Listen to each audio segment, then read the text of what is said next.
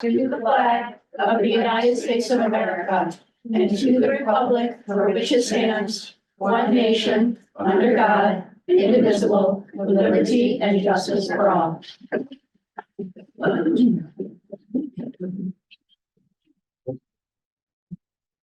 Okay, first up is the Turner Construction project update. Okay. Good evening, everyone. I know we've done a few of these, but still nonetheless, my name is Robert. It's my colleague Sean. We are representing Turner Construction. So we will be presenting the February monthly update. So starting as we always do, we'll just touch on the pictures that we have up there. So in the top left, you can see the CEA pool roof joist and decking. We had shown a similar photo like this, the last update, but on that last one, it didn't have any of the decking in. So you can see all of that decking is in since the update we did not too long ago.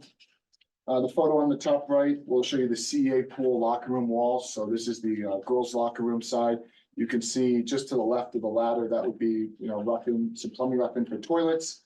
And then like those would be like the shower walls. So to the right of the ladder, as you move backwards. Yeah, those are like the shower stalls. So just to kind of give you an idea of what you're looking at generally in that photo. So on the second row is UPK. So the one to the left is a classroom. So you can see we got the first coat of paint on. So which is nice. That's always good to see that's progress. And then the photo to the right is similar, just on the corridor. So first coat of paint. It's always nice to see.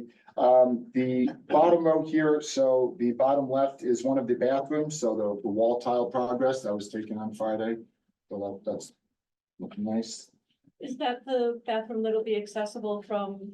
That's one of the outside? interior classrooms. interior, Yeah, okay. they actually haven't tiled the exterior toilet room yet because it's just because of the little too weather, it's chilly. cold. Yes, Yeah. exactly. It's a little cold. So, but they have both of the interior classroom toilet rooms tiled. So the next step they'll work in, I think they said this morning, Bobby said they want to grout. Then they might either frame the ceiling or they're going to do the epoxy floors. They haven't decided which way. So the next step would be the grout in between the tile, let that set, and then they said they're likely going to the epoxy floor, but they could also do the ceiling grid. Mhm. And then the last photo, the one to the bottom right. So this was the exterior of the blue skin mock-up. So this is like that thermal barrier, weatherproofing that helps, separate the spaces, exterior and interior walls. And then if you'll just notice at the top of the picture, while yes, it is difficult to see, that is the beam that was signed by all the students and the faculty. That's awesome. It is very cool. Yes, it's prominently displayed there. Go. So That's so cool. And so So- will that still be visible? no, that'll be all. No. No, but what's cool is if and when it ever gets Oh, yeah. exposed again, just like a house, right? Yeah. Very cool. Yeah, by itself, the blue skin probably wasn't that, grand, but with the beam now, it's like, oh, it's just slam dunk. Board's gonna eat this one up. So, I love it. all right, so then we will transition into the meat and potatoes of it, if you will. So starting first with the project issues and concerns. So the critical issues, one that we continue to hold here under the critical issues is the CEA pool schedule. It is still currently behind, and as the note mentions, we are developing opportunities to recover. We did hold our fourth whole plan session today. So gathered all the contractors in our trailer, had about a 2.5-hour session with them and kind of discussed the schedule, upcoming activities, coordination items related to the pool, what kind of constraints they have, so we can get out ahead of those and so they're not barriers to them continuing the schedule. Along that notion, one of the key drivers on the schedule is the masonry walls. So this is both the locker room and some of the pool, so the east and the west walls of the pool. We've been told in terms of the locker room, they'll be done with the locker room walls at the end of this week. And then they'll be rolling into, ideally, they'd like to go to the west wall of the pool, finish up that CMU, which they thought is about 10 days, then transition to the east wall. They got about another 10 days there. And that, for all intents and purposes, would be the lion's share of the pool masonry work. So, but that is a key driver for us in terms of with roofing and whatnot. It is a big driver. So that's about another month out before that's all done, is that? I know you're saying on that impinges on some of the other things. Is that gonna push things a lot further behind? Not necessarily. There's a couple other key drivers too with that is the roof, getting that on, and our next real big milestone is get the full excavation. But there are a couple things prohibiting that right now, like the roof. We don't wanna start excavation and then have it still open to the weather, which would wash out the walls and everything. And the roof can't go on until the masonry is done, so that's. I guess Right, that's, We're working through with the contractors, kind of some sequencing and slightly out of sequence to try and pick up some time and not lose more time. We're trying to get the wood blocking on. We had a couple details that we had to work through. We worked through that. We've got a solution. Now it's getting the material on site and getting the blocking on so we can get the roofing started. And then the next driver, which is one of the changes that we want to talk to you tonight about, is the shoring for the existing walls. Ran into a little bit of an unforeseen condition where they were trying to put in these piles that wouldn't go in. The helical piles, they're essentially a piece of steel that gets screwed into the ground and holds back to shoring, so to keep it from tipping over. Turns out we need to go to like a micro pile, which is rounding. And that is an additional cost to the project. So we've been working through the pricing on that. We're comfortable with it. You'll see is one of the PCOs later, we'll talk about. It's the cost for that. Getting board authorization and move forward with that work is part of the process. So after tonight, we should be able to release them hopefully tomorrow and get that contractor scheduled back in. So yes, it is the mason and the roof and the shoring. So there's a few things that we've got to. Before we can excavate. but I mean, so your timeline, what you're stating is gonna be from today, at least another month. 12/10/10 is Yeah, we're 32 days, so, hoping to better that with okay. masons. yes. All right. I mean, the durations they're giving us are 10 and But you're generally on, yes. So the original contractual was 8/6, Yes. and now the projected is October 2024, but that's based on this new information, yes? And that's also with the install micropile, or, yeah, those are relatively new. oh, right, Yeah, But basically, in the time that the roofer needs to install the roofing, yep, the shoring contractor can get their micropiles in. So it's not like one has to follow the other, you know what I mean? Like so no No. predecessor, it can be it can be done in tandem. simultaneously, right? Right, Yeah, okay. and that's what we're trying to push for and what tentatively should be attainable. Okay, Is that they would basically both be advancing those scopes of work at the same time. that's what I. So, And do you guys normally, like for your standard business practice, you must not necessarily, put a price in there for those micro piles, like when you do this type of install, like you probably have like a standard across the board, so this was something that you typically don't see, otherwise it would have already been included in the cost estimate. so they base their boring, well, they had borings done for the Mhm. project. And they base their shoring system off those borings. Okay, And in the borings, we didn't find rocks that we now need to drill through. okay, that's where I was gonna ask. Surprised me you found rocks. Well, We are in Winnie. It is the best crop around. It is. We are very wet here. Yeah. Yeah, So they did try, multiple locations of getting these helical piles in, just failed. They didn't Yeah. return. and I guess we're kind of hitting on this, and that's totally fine. We did have a third-party inspector on site, so in addition to our staff physically standing there and watching it get wadded up, like it just refused, it would not go anymore. We did have a third-party inspector, ATL, on site, and they observed the whole thing, so there is truth to it. It was an unforeseen condition. We had the soil bearing, so, in terms of the design element, they did do their due diligence to get those bearings and it's, but the where we're talking about, I think we should give that context, like underneath the existing building. So, in some regard, they can't really get it. from there. Yes, ma'am. Yes, ma'am. Exactly. Exactly. So you did your best. that's why it is a true unforeseen. That's at least a word.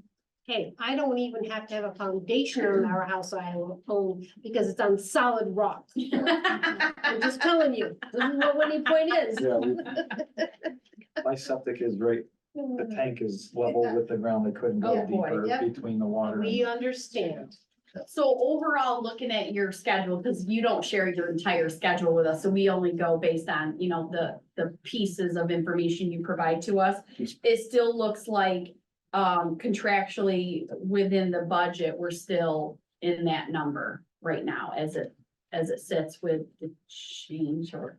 So I want to make sure I understand the question. Schedule wise, are we still within the time frame? No, not the No. schedule, the cost for the overall contract. So Correct. you made sure you put in a certain amount to cover any, Contingency. yes, contingencies, overruns. Yeah, So based on that, if I'm reading this correctly, you guys are still within that. yeah, so that would be under the change management Yep. section, which is about the. I just wanted to make sure I was reading it, Yeah, how you so- guys had it set up. Yeah, so you can see we still have 34% of our unencumbered contingency, and that's like after you add up all of the numbers you see there. Mhm.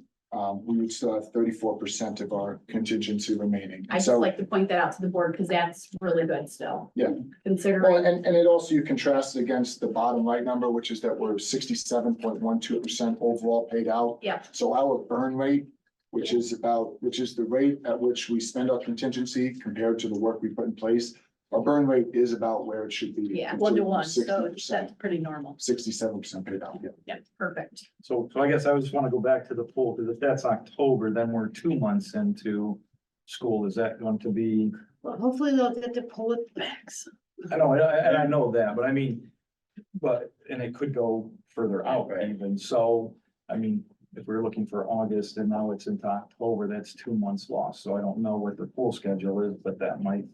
I mean, we've had no pool this whole year, and so it will take, obviously, even if we get the pool in, say, November. I mean, what they usually It's the plan. swim team, it's the girls' swim team that you're affecting the most. What Well, is I'm their not schedule, by phys the way? ed classes that Well, use phys it. ed classes too, but That's the girls' what I swim was- team starts the end of August. Oh, it does. Yes, Okay, that's good to yes. know. The varsity team, yes. And so we had arrangements again where they went off site for their practices, and again, we would tackle this same thing with Murphy, and schedule PE classes and the swim schedule to be condensed where every class would still with the They'd opportunity to be in the pool.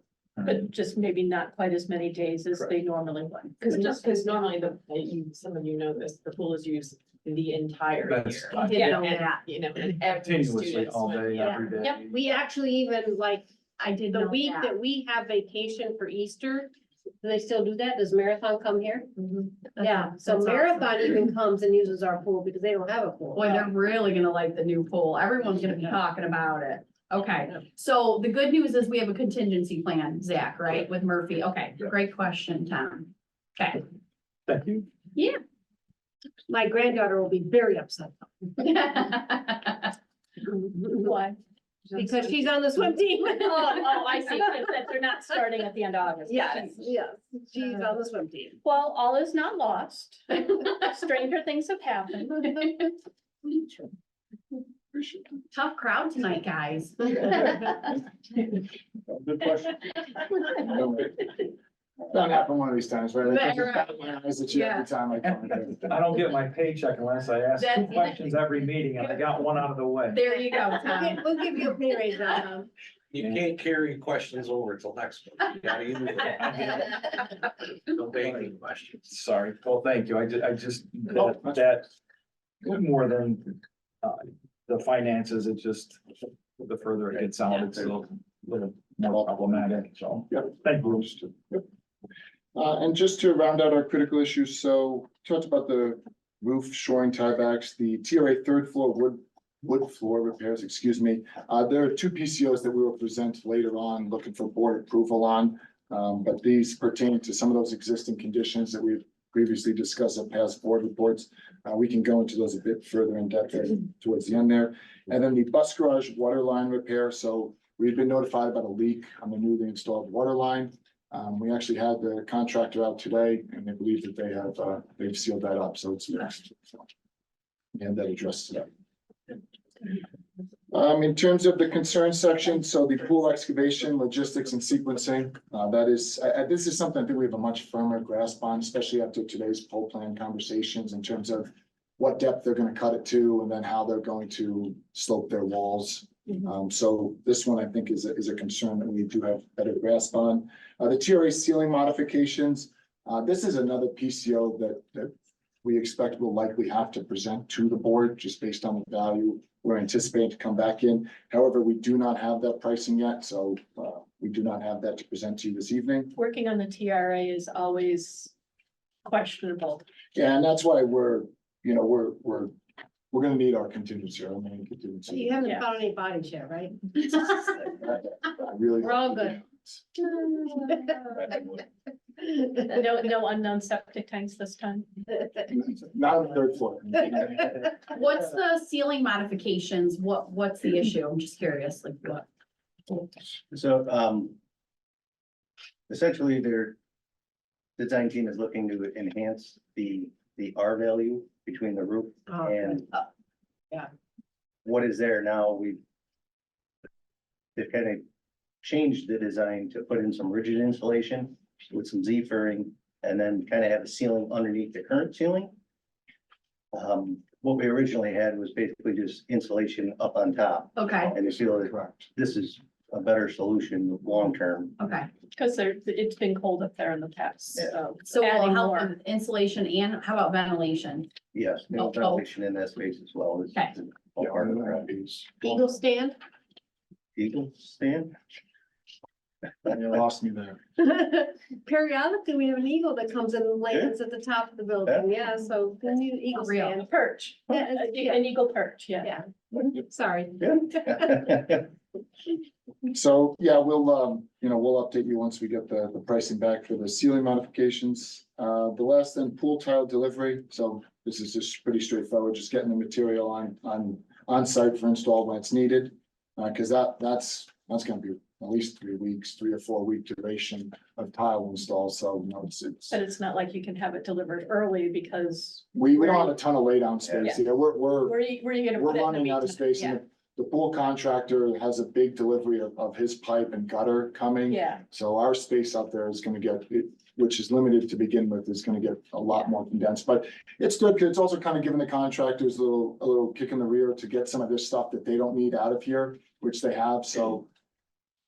good. Has its plus stuff. And then the last thing is the pool bleacher delivery, so we've gotten from writing from the manufacturer that this is scheduled to be delivered 10th in mid-July, so. That's, all right, where are we jumping to next? So, Our workforce metrics, I think we need to run through that. And then the milestone schedules, I think we touched on. Pool edition, we're looking into October. The UPK edition, I think we're in good shape there. Being able to turn that over for the start of school and probably, allow you to move in over the summer. TRA renovations, we're still on track over there to complete that. And this summer does include renovation of the main office, which isn't a drastic change, but is still disruptive and have to move staff out and back in. And then final pavement layer on our access road back behind CEA here. So since we're gonna touch on the change orders, we're just gonna jump over to the upcoming material deliveries. So in terms of upcoming material deliveries, again, this was the February report. So the UPK playground equipment got our first delivery of the new playground equipment. It's right out there in one of the connexes behind the CEA gymnasium. So that was good. That went off very well. The other playground equipment is about end of July. So that's gonna shape up nicely. We got the concession facility stainless steel trim. This was delivered and already installed, so that was another hit. The TRA ductwork, so the channel is gonna be delivering that and loading it up to the roof of TRA on Friday.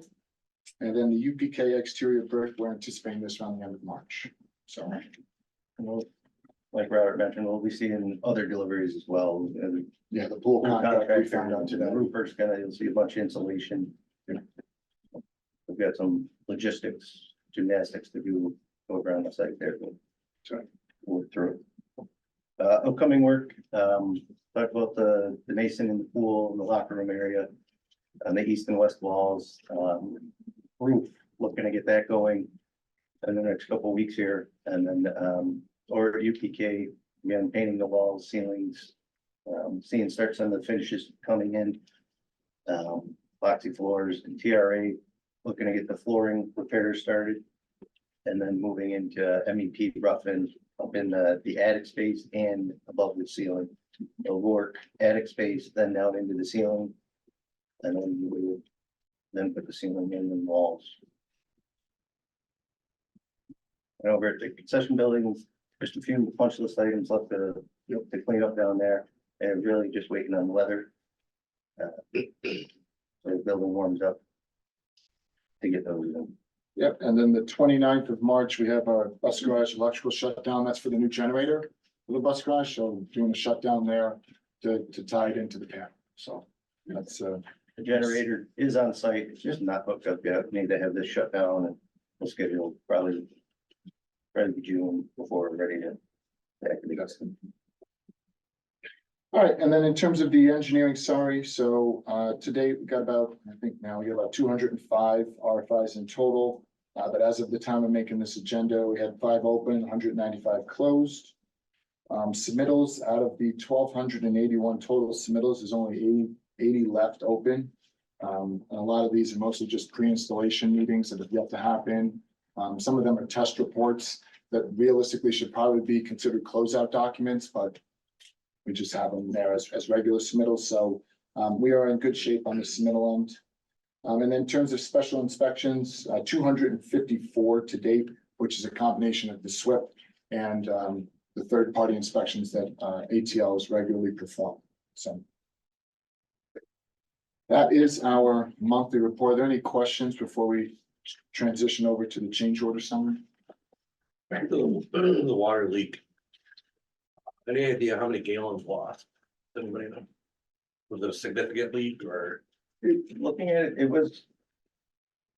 That's hard to say, because I think the town had mentioned like 50,000 gallons, but there are other leaks within the town.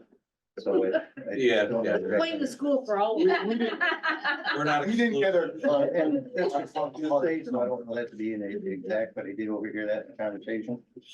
Guesstimate about. How much we lost there, it wasn't a huge gush, but it was enough, it was a leak, Reason I asked is maybe Zach can look into that, so we don't get charged a sewer.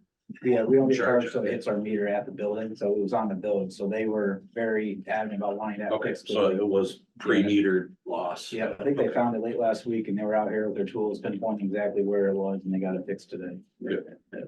It's 50,000 gallons of water plus your sewer fees. Thank you. On change orders, since the last time you guys seen a change order update, we issued 14 change orders. These have been a combination of catching up on some old paperwork and getting pricing in and pushing it through to the change order status. We've got about 6 for the GC, 1 for the plumber, and 7 for the electrical contractor. What's a little bit different on this report is at the bottom, you see the PCOs. Those are the 3 changes that exceed the siding threshold. So we did want to get these in front of the board for approval so that we could authorize proceed with this work not to exceed amount, meaning we come back to you with a formal change order once the work is complete, because we're on 2 of these. We're still not fully vetted out on the pricing in agreement with the contractor, but knowing that the board meeting is today and don't want to lose time waiting for the next board meeting, we thought it was prudent to get it in front of you and at least bring you up to speed on what the change is and why it's important to keep the project. So Sean, just so the board is aware, you're going through these PCOs, which are the potential change orders now, get their initial approval to move forward with the work. You will see these come back on again when the change order is actually done. Right. Yep. So you'll see it twice. Yeah. That is correct. And just to articulate more clearly, like you're fighting for us on this case, right? Always, Yeah. yeah, Always, Yeah. yeah, because they look good. Right. always. You always want to look good. Yeah, we're just, I mean, we came to an agreement on the material. We were able to negotiate successfully on the material. It's really just the labor hours Mhm. that we're part on. So in the top section with the descriptions. Yeah. Um. In the overall project, they knew they were putting in the delay of game clocks or the delay clocks. But then the cost of power of them, Yes, so. well, it seems like a lot of these were in the big picture, but. Those costs should have been accounted for in the original bid. I mean, if you're installing a light pole. Yeah. You gotta assume there's gonna be conduit wire to it, so these are. Unforeseen, or these were, Not always, no. So there's really 4 categories that we assign change orders to. So there's an error. Man, you always gotta help me with the error omission, but If it's an error, something that was drawn wrong. Okay. You can't install it that way, it's gonna fall down, that's an error. An omission is something that was missing from the documents. An unforeseen condition would be another classification, that's something that you just didn't know what the construction was behind the wall, similar to our boring. yeah, a Right. boulder in the way, Right. yeah, okay. That would be an unforeseen condition, and then some, we do have sometimes owner requested changes. Okay. Would be the 4th category that Robert was talking to. So do these fall into So one that one category or specifically would many? fall various. Okay. That one specifically would fall into an omission, something that wasn't on the documents that should have been. right, because you are right, it should be included in the cost. The thing is, with these types of projects, they're plan and spec jobs. So when they put their number together, they're putting their number together based on what is shown on the drawings and what is in the specs. So if that conduit, to your example, to a light pole, is not shown on the drawings, yes. Common sense says, I obviously need conduit Right. here to power this pole. But in the world of contracting, if it is not on that drawing, Right, they're not Then gonna they're cost not- they're that. not gonna, yeah, right, they're not gonna cover, they're not gonna. And if they didn't catch it and question it and ask for additional information, then it's just, Right, if it was caught, they could have asked it in the pre-bid period, it would have been issued in an addendum, and then that would have been part of their base bid. But something like that was not done, unfortunately, so once it's posted, $5,000 of oversight. It's a little- It's not a lot, I mean, in given the the big size picture, of it's the not. capital Given- project, and if you look at Yes, but- a lot of them, they are unexpected, unforeseen. right, So you really gotta look at the bucket that they fall in to determine whether or not. Right, and some of them are, the school has decided to add more. Right. So, I mean, one that kind of caught my attention was a fire door. You gotta have power and communications to it, but if it, like I said, if it wasn't on the drawing, yeah, they're not gonna put a number on it. that, right, Unless it and was right, pre-bid cost. Clarifies that a lot better. That's where we spend a lot of our time is going back and forth with contractors. There was enough information there for you to know that in some cases there just wasn't, No, it's a really tough job. It's hard. I do this for a living. So, That satisfies my question. any other questions on change orders or about the PCOs? Does that make sense? What, and we'll be moving to approving that next, so. great, and we can get the emails out, and get moving on the shoring piece, get them scheduled, which is, in terms of the flooring ones, just wanted to let you know that there is actually a third PCO associated with the flooring changes that we've not gotten pricing back yet. That might be one that we again need to come to the board for approval for. So just wanted to let you know that in addition to 63 and 65, we have GC 66, which we have not gotten pricing back for. So And what's the issue? I mean, I read it, but what's the issue with the flooring? Is it that you have to rebuild it because it wasn't level, it didn't meet the specifications? Cause I kind of Googled some of this stuff to try to understand what the root cause of the issue was. Or is. couple things in 63, GC 63, that's the cost to rebuild it. There's, when we opened up the floor, we Yeah. found that a couple, well, really one area. in PRA, right? particular- yeah, Yeah. you're right, third floor. Third, Yes. yeah, One area Third floor. particular was about 1.5 inches higher than the other, so that had to come out. There were a couple other spots where there like around the columns. Okay, When we took away the drywall, there was no flooring there. okay, So we have to rebuild that in. There was a couple other bad spots that we've got to expose. Let's take it out and make it right. so that's the quarter over rebuild. And then the rebuild the actual wood floor, so it's like a two-part, is that, am I reading it correctly? Actually, it's a three-part. Oh, well, and then the other It's- one that it's you going to mentioned be, that's right. not in here yet. Right. Okay. So the 65 piece is, that's the, come in and install and glue down a 1/4 inch piece of plywood over the entire existing floor. That'll help tighten it up. Yep. And give us a solid surface for the next layer, which is another 1/4 inch layer of plywood. But that is acceptable from flooring manufacturers and install flooring. And that's key, right? We need the 1/2 inch of the subfloor for the resilient sheet flooring. So that's kind of driven by the manufacturer's criteria to get that one. Requirements, okay. I like to ask those questions so we all can hear the same response because it's good to understand that process. And again, these are things that you never would have known those until you started taking things apart. What's that sleeper floor going on? Is it resting on concrete or Floats. decking? It's an uneven concrete floor. Okay. Yeah. So it's a lot of Yeah. craftiness to get it in there. How many square feet total on that? That's part of it. We differed a little bit from the contractors. I think we had it at about 3,200, something like that, square feet, and they came back something like 3,450 or. So is it the whole upstairs? Right. It's entire, Oh, okay. except for the stairwells, like Okay. off of the stairwell landings, it's basically the entire third All right. floor, other than that, yes. Not surprised, it was kind of like an attic, right? I can't wait to see. I know, I can't wait to see it too. No, it actually was never, it was never built as an attic. It was actually, It was the bathroom. it was the cafeteria, Yeah, yeah. yeah. And then it was the chorus and music room. Yeah, and it was the health educational rooms. Yeah. Wow, I've been here a while. I remember it being a course room, I do think, but never a No, cafeteria. when the school first opened, the cafeteria was on the 3rd floor. Wow, that's great. Okay, that's just crazy. Look at, he's smiling. They wanted the food to fall.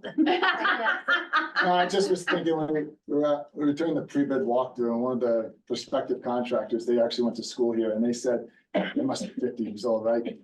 I've never been. They were that old? Like, they had never been up there like that in their entire life, and they went to school here and everything, so I just Murphy used to have a classroom. I just there. laugh, cause it's like, yeah, it's not the first time I I've heard that. graduated in 94, lived here my whole life. I'm 48 and I don't know if I've really ever been to the 3rd I floor. have been there Which is multiple kinda times. creepy. It's interesting. Yeah. Oh, but funny, we all can't wait to do a walkthrough of that.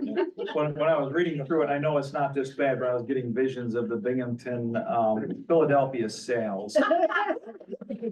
Floors everywhere and stuff not right and Popcorn, we need When you walk, popcorn. you weren't sure. from cement Yeah. to board to like Yep, yep. something that wiggled. it was wavy. We're going way Sorry, back, guys. guys. Sorry. I just had to, that's what I was getting the vision. I You'd know have it's. to be, you'd have to be a Philadelphia salesperson. Sorry, you. By all means, continue. Yeah. Bill, I don't have Just like a stories like that railroad. every day. So basically saying we appreciate everything you're going through to fix the Yes. 3rd floor of the TRA. All you gotta ever start out with is at the TRA. Just like, Enough said. So TRA and box. That's it. Although I do have pictures at the library of when they were building the TRA, when they were putting up the girders and it's Oh, pretty cool. that. It is a Yeah. beautiful, it is a beautiful Yeah. school. And I'm though. so glad I didn't take the boys and girls signs off. I know, I love that that. they're, but I love them. I do too. Yeah. Sorry, we're going off on a tangent. Yeah. Clearly, we haven't been in a board meeting in a while. So if the board doesn't have any more questions, Sorry. we'll move on to the potential change orders so that they can get home finally. You've answered all my questions. Thank you. I have questions, but it has nothing to do with them. Okay.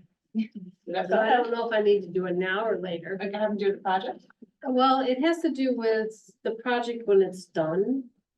Like, I know we're having the 2 more UPKs. And are we in the process of thinking about getting all of our UPKs together in the same area of the So building? all our 4-year-olds will be here. I mean, we. Yeah, I know they're gonna be here, but right now I'm hearing that they're gonna be 2 rooms way down here and 4 rooms way up here, so. Is there? What do you mean by that, anything Chris? else? Decisions haven't been made, so. Okay, that's all I wanna know. Rest are in the back. Yeah, so that's all. I just Okay. would love to see our UPK together, that's all. Okay, so, let's do the PCOs. Be it resolved upon recommendation of the superintendent that the Board of Education of the Whitney Point Central School District approve the following change orders for the 2021 capital project. PCO GC 63 TRA third floor renovation, cost to rebuild the wood floor sleeper system in the not to exceed amount of $33,517. PCO GC 65 TRA third floor renovation, cost to install one layer of 1/4 inch over rebuilt sleeper system and existing wood floor in the not to exceed amount of $31,621. PCO GC 074 CEA pool construction, cost to install micro piles at pool shoring walls due to unforeseen conditions, large rocks / boulders in the amount of $40,052. May I have a motion?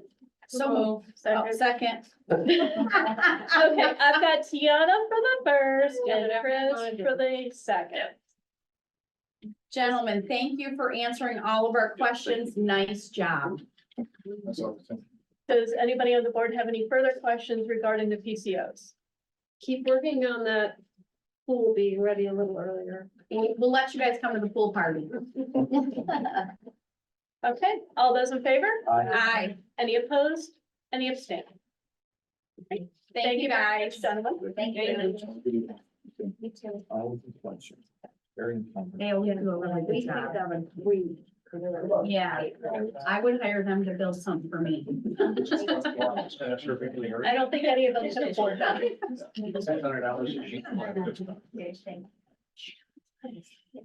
Okay, we do need an executive session. We will try to keep it brief. We are going to adjourn at 6:40 PM. We are hearing discussion on Specific personnel and may have a motion. So moved. Thank you, Second. Chris. Thank you, Eric. All those in favor? Any opposed? Any abstained? Okay.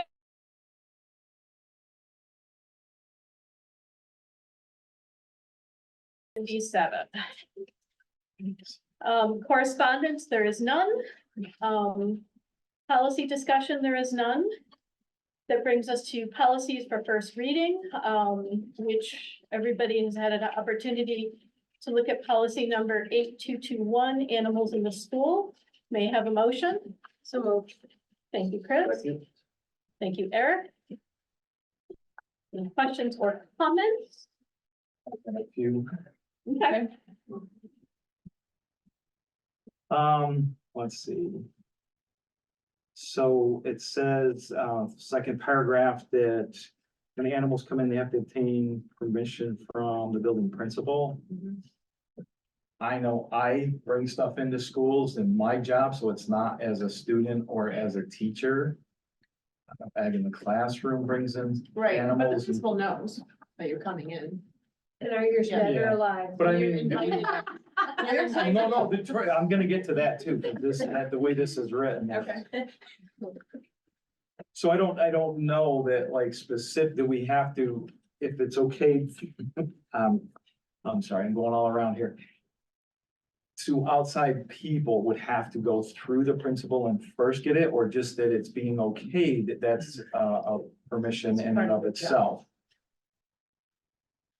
I Because mean, maybe, do you want to change it from building principal to just permission? no, I don't, I'm Yeah. just bringing up that if it's not just the in-school people that, Mhm. so it would be outside that if I wasn't reading this now, I wouldn't be aware that that's even something that would have to be done. So different as a naturalist or ag in the classroom that brings animals in. I don't know, there should be something that we know that they can be let know that this is a procedure that has to be done before, because it hasn't been, and if we just come in and we're not in compliance, it's just a concern. But that should be on whoever is scheduling you. Right, so. I've done this long enough that I don't wanna come in, if it was on somebody, I get asked to leave. Yeah, but, so aren't you asked those in the building principal know that you're coming in and what you're doing? I hope so. It depends, it's usually set up through teachers that hopefully have gotten permission, but I'm just saying. It was a little ambiguous to me, and as a person that's on the other end, that's not Alright, in the so school. what we would just do is, because as I told you, we sort of put a halt on everything. Yep. So we'll communicate now that this is the new policy and to make sure that if you're gonna invite somebody in, the building principal knows, and knows what animals are coming in. And that they communicate that, so Yeah. then he knows, the principal would let him know that it's okay, Yeah. that they received approval. Is that what you're saying? Does that make sense, Tom? Yeah, but I mean, it's just another way to look at it, that it isn't just the teachers that bring animals in or children in the district that are trying to bring animals in. It's other outside organizations that Yeah. sometimes do it that you might not even think of. I mean, if the Zoomobile was coming in, you would Okay. definitely know for, like a morning program or something, Mhm. but if it's something that somebody's coming in.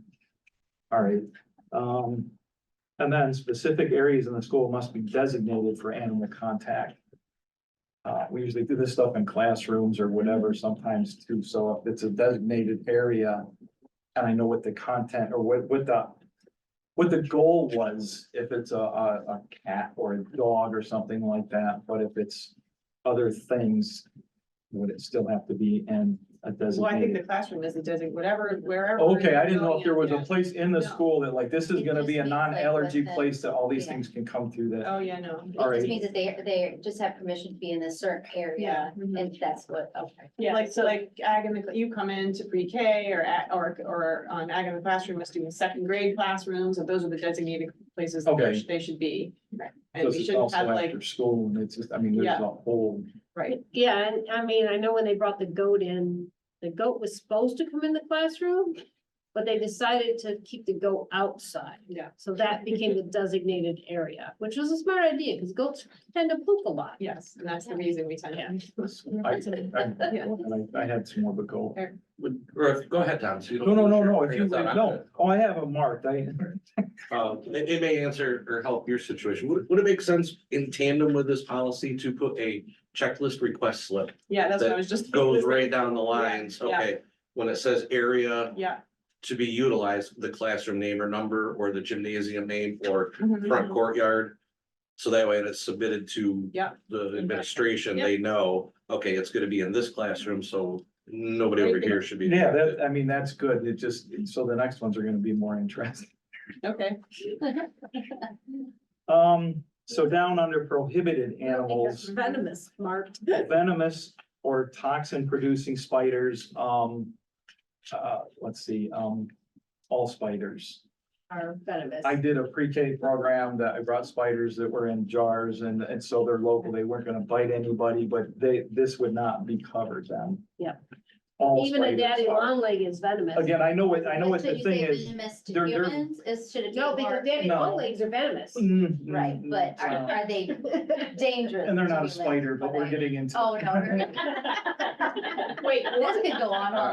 That's why I said I didn't even want to bring this up because this gets to be, it's a harvestman. It doesn't have the right number of parts and legs and it just, Okay. don't worry about I'll give you that. On that. Oh my goodness is all I gotta say. like I said, I'm sorry, I don't mean to get into this, but, and I understand the spider thing is not to bring in black widows or tarantulas. That is the good, I'm sure that is what the gist is here, so was but there different language that would be more? I don't know. This, looking through it, it's very difficult because the next line says wild Or exotic? Wild.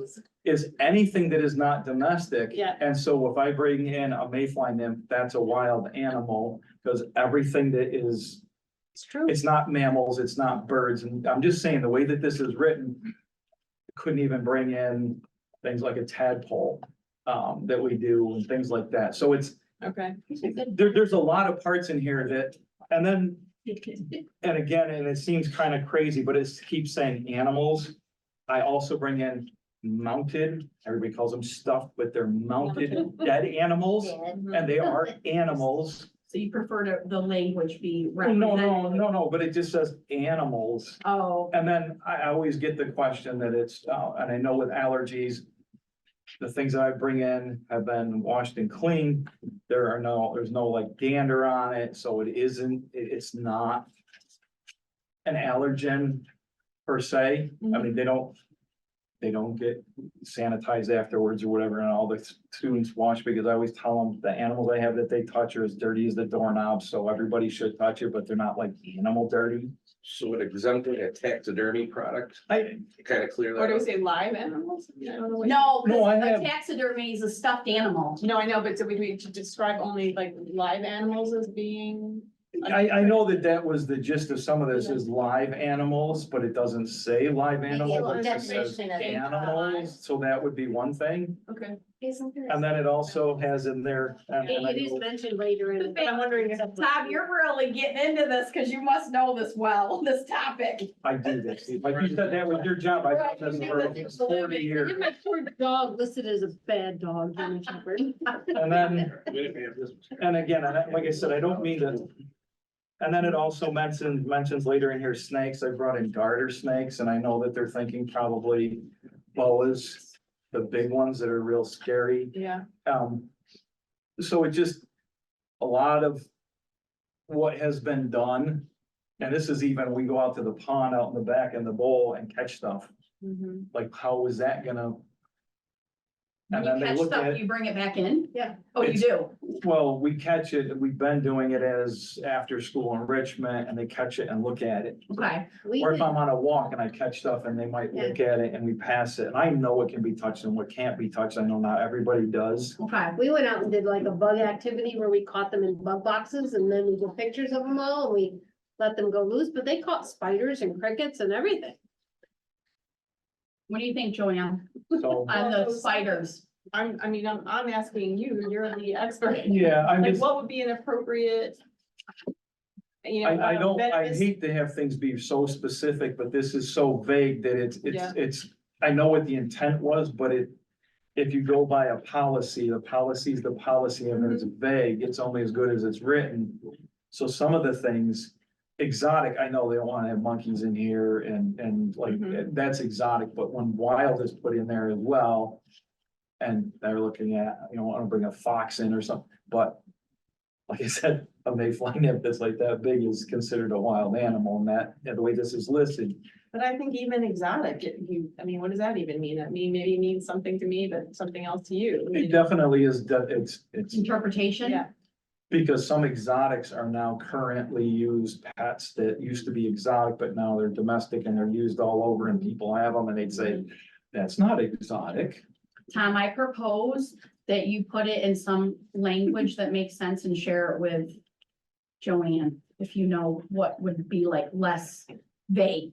Or if you know another institution that has one you've seen that's a little bit more better. That's a better word. Most of them don't have it. It's just one of those things now that I just have a feeling that it'll be zero.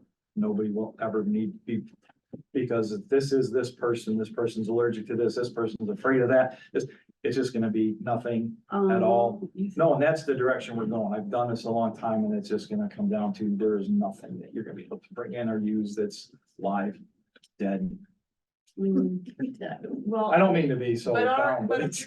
so this board's intent is not to do that, right? Right. So No, what it's not. language can we put together that doesn't do that?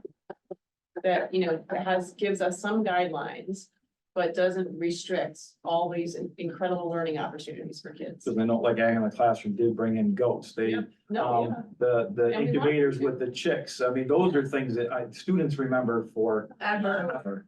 And I like to think that a lot of what I do, they'll We are a remember. a 4-H long time community. too, So, Yes, we are. Community. Right. So our main goal with that new policy is to, number one, protect the children, and number two, avoid liability. Yeah. exactly, Right, so those are the two. exactly. So I mean, I thought it Continue read with well, direction. but I like your idea of maybe clearing up some vagueness there, but I didn't read it that it was discouraging from people continuing the process we've done all along. There's just gonna be a policy now that, like Molly said, helps protect. But these are prohibited. And so when you do that, they're prohibited and. Right. and We possibly need to change that language. I mean, to say other than approved program. Well, that is interesting, Previously right? approved Instead of programs. it just being anybody bringing any. Outside of Like, previously approved right, programs, restrictor these are in, not allowed. it's part of like the zoo, or it's Approved part of programs, Cornell yeah. Department of Extension. I or like part of a- Tom's idea, like education. approved, and I like Yeah, Eric's idea with a checklist. yeah, And then we throw in some of Tom's ideas and we might have still a policy that allows us to continue what we've been doing, but protects. Tom, would you feel comfortable recommending some different language? I can look at it and try to And then- see, to try to make it, but like you said, I tend to wanna be but- inclusive and I don't want it to look like. so what could it be Yeah. something like what Tom just said, that we allow animals brought by approved educational organizations or something like Have a that. different Yeah. category, yeah. Yeah, because I mean, some of these things, like you said, like you bring in, the zoo brings in, I mean, all sorts of things that we want to And they continue. do bring in big snakes. Yeah. Yeah, I mean, And- that is the exotic that they're Right. thinking of, but they don't want Right. anybody that like bringing their like 8-foot boa in to show and tell. So then you're not limiting it by Yeah. doing it the way you just recommended. Or my daughter bringing in her corn. But the thing is, I mean, these. Right. these But I do have programs a- Have already been in place, like with all of these things, the way it just stated in the policy is like, we've already done this with chicks, we've done this with whatever. Right, So these are still here, right. outside of these norms. Go through this process and then you Right. identify the Yeah. process. I think you all bring up very valid points, and I'm a proponent of all of these suggestions, because it does make sense. I do like the, approved professional educational Yeah, because program. then it doesn't limit. And I do have one concern on bullet, it's on page 2, it's under, the 1, 2, 3, 4. Yeah. It says animals are not allowed in areas where food or drink is consumed. Well, the pre-K eat and drink in their rooms. So we need to consider that one. Don't they? Yeah. I mean, all so- classes really do Say have some sort of appropriate snack in them, don't precautions they? will be taken to So we need, ensure that. just need to clean that up a little. Okay. I ate in every period because I was hungry. And that is eat off the floor anyway. I mean, what- Really? Little dirt won't hurt? We drank out of a hose and we survived. That's right. Okay, so we've got work to do, on this first reading. One Thank you. question on that, we have like points of contacts and coordinators for a whole bunch of stuff. Someone like Tom, who is in our district, would it be logical to appoint him as like a person to say, we're unsure of this animal, because obviously in our district, you probably have the most knowledge of this. Where you run it past a designated person, do you feel there's a high risk or a low risk of a hazard to the students based upon that criteria, venomous, disease carrying, whatever? Well, You know a lot about it, you're like, oh, that scores Well, I a mean, somebody zero, like, or that um, scores a 10. Troy Rounds is another one that has, like, knows a There's some lot of others. farm, but I know there are a lot of people in our district, especially farm animals. Farmers. I think, That's. thinking about your level, I mean, the principal is key. If she's uncomfortable, she contacts Joanne. Joanne would contact the experts. I think That's That sounds fine. that's a good, yeah. Maybe that Chain little of clause command, if when- you will. when You any can put that question, on the form. too. concern Yeah. arises Yeah. that- And make sure that whoever's setting it up knows if a live animal will be brought in, and like I said. It's something that's funny, but animal to most people means mammal. Animal is any. Insects, birds, reptiles, amphibians, technically an animal, if it's not specified, animals are everything. You're right. We might need a Most people definition of consider it. animals at the beginning. Yeah, because I would be with you, Tom, because I'm not like you, I would look at as an animal as a mammal. As opposed to what you just said, Yeah. Yeah, so that, because I'm not in the school doing this kind of just stuff. doing a quick definition of animal at the beginning. Yep. Yeah, don't please. So, and just again, real quick, I know I just did it in Schneider Valley, I've done it here, where I caught things out of the river. And they're insects, and they're out on the table, and we're showing hellgrammites and stuff like that, and holding them, and crayfish, and. They weren't handling them, but they can be dangerous, but if I was doing it, then let them do it, and it's something that. Because that's. All of this in here would say that couldn't happen, so, Yeah. You Right, don't want to take that The away. Winnie Point Gator, you're fine. yeah.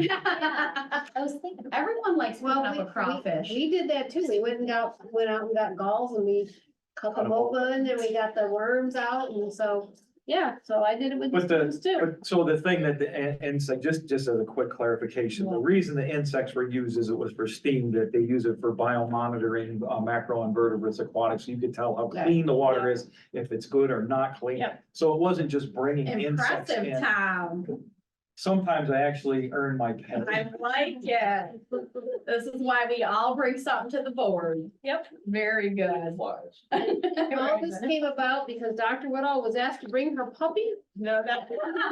the pre-K, but we did get all the permissions, and all the children love the event. Unpredictable or aggressive owner.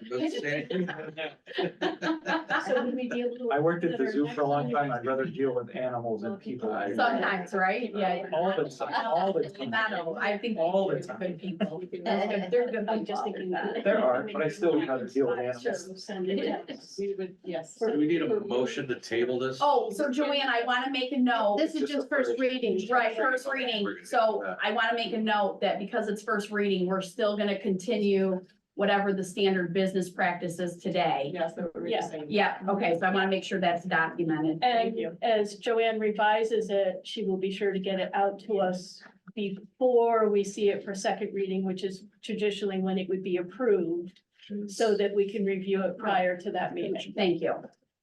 Perfect. Sorry that. No, that was good, Tom. Thank you. I learned some See, stuff. it's a good thing you're I on will in board. a second. Huh? Okay, so, before we got started talking about this, we didn't do, we did the motion. But we didn't do the vote. Discussion. You're right, so. No, we didn't do a vote. We did the motion in the second. So, Okay, no, we did that. We just did do the vote. Yeah, all those in favor? Aye. Any opposed? Any abstain? Yeah, thank you. Okay. That's one keeping track. Okay, approve the removal of policy number 1512, agenda format for first reading. May I have a motion? So moved. Thank you, Chris. And a second? So moved. So we're removing this altogether. Yes. Okay. And then we're putting together a new one. No, No. we don't did- need a policy for it. We can have a procedure should we choose to. Okay, But we don't need to have a policy for it that locks us into a specific order. that's right. Which we like, It's coming back to me. yeah. I remember If we were following the policy, then we couldn't let anybody who's doing a presentation go first Gotcha. out of courtesy. So we're getting rid of the policy. We'll probably have like a procedure, written up at this, like, this is our generally accepted agenda order. But knowing that we do shift it around, to suit certain different circumstances. Gotcha. So that's a procedure as opposed to a policy. Okay, that makes sense. Okay, Just want to make sure I was reading that correctly. any other questions about that? All those in favor? Aye. Any opposed? Any abstain? Okay, policies for second reading, we have approved the policy number 6190, workplace violence prevention policy statement for a second reading and adoption. May I have a motion? Thank you, Chris. And a second? Second. Thank you. That was you, Tom. right? Yep. Okay.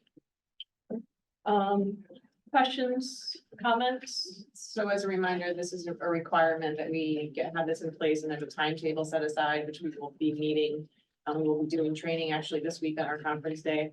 And this is just, a simple version.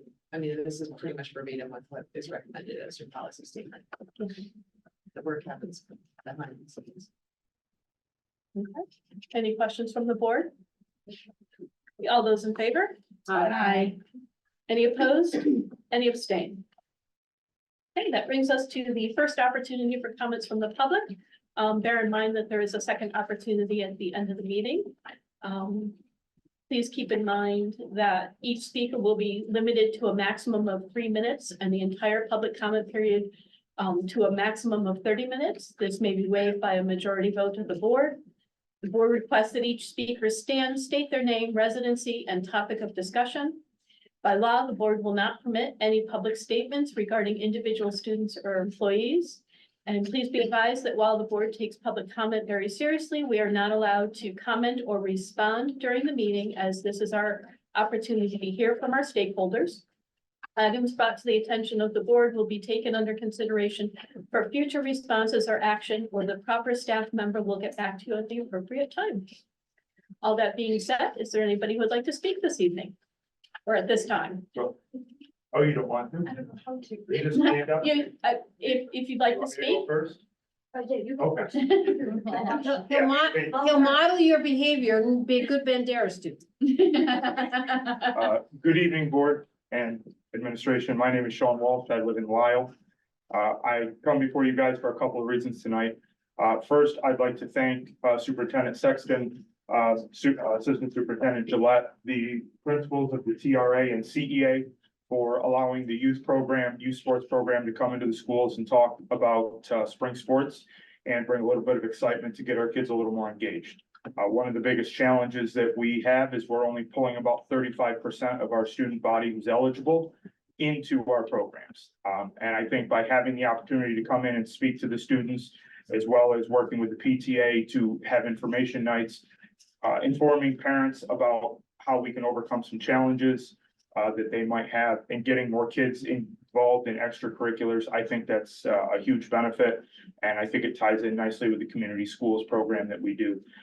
So thank you guys for all of your support, and especially Superintendent Sexton for working directly with me to make sure that we both have everything we need for that. The second part of it is on behalf of the school baseball programs. We wrapped up the beginning part of our Sunday practices. The board and Superintendent Sexton and AD Murphy were amazing to allow us to go in on Sundays. We were averaging about 25 to 30 kids a week, from grade 7 all the way up through seniors, having them in there, having the younger kids get mentored by the older kids, focusing on what we can do to get better, focusing on preventing injury, and helping to grow the game. This year, it looks like we're going to have 20 plus kids on our baseball team for modified. So the numbers are definitely trending in the right direction. So I wanted to thank you guys on behalf of Coach Samsel, Coach Nardoci, Coach Morgan, myself. I really appreciate you guys giving us the opportunity, and it made a huge impact. So thank you guys. Thank you, Sean, for all you do. Thank you. Easy.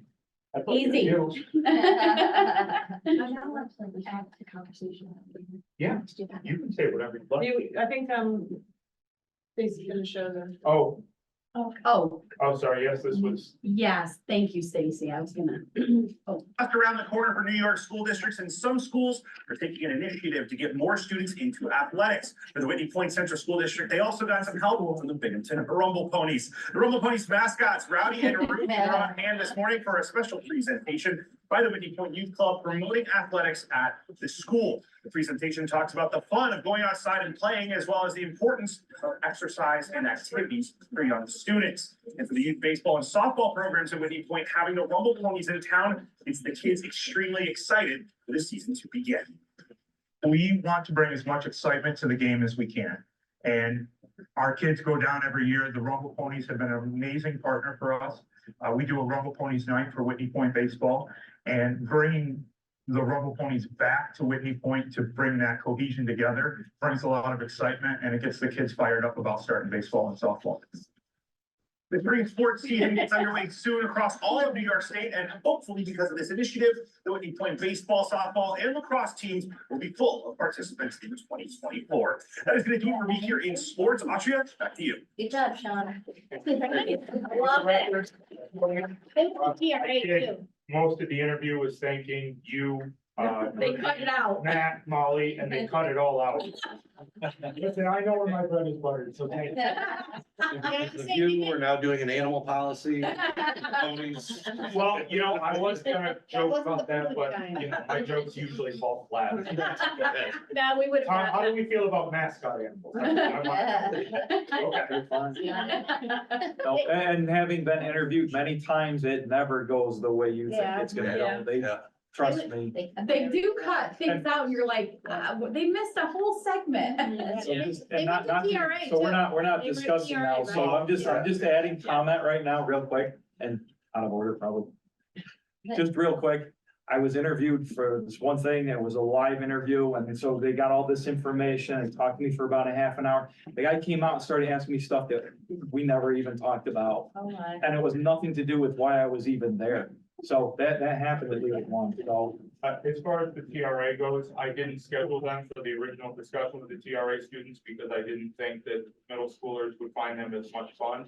And then Principal Fliga proved me wrong, so. Yes, Mm-hmm. Well done.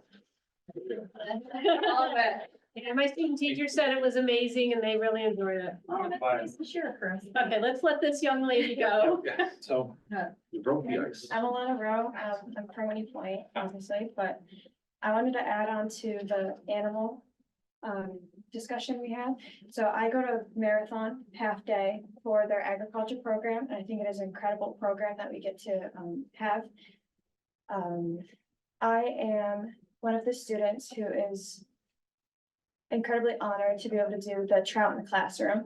So it's where we take trout eggs and we grow them into bigger trout, and we would get to release them for our community to catch and fish in the future. I feel like being able to go to Marathon for this ag in the classroom is great because it got me experience into Southwest Celix fisheries and hatcheries, and it got me to learn all of that. And I'm now going to college for Cobble Skill for the fisheries and aquaculture. And I feel like without being able to have animals in the classroom, I wouldn't be able to pursue what I'm going to pursue in the future, which is hopefully biology for these fish and aquaculture. My teacher does not only do that, but she gives other opportunities for FFA and 4-H, and they go and they do all of these FFA meetings, and that gives a bunch of opportunities. And I think that is really important in school because it doesn't just show that you should be going to college to become like a surgeon or something. There's multiple opportunities in the workplace that isn't very strict and isn't very, because I'm not a textbook student, I am a hands-on student, and me being able to go to Marathon for ag in the classroom has really brought my grades up, not only because I am being able to experience new students and new workplaces. I get to get out of the building. I know that seems it's not like a strict order, and she brings in her dogs, but she makes sure that they're well groomed and they're not allergenic.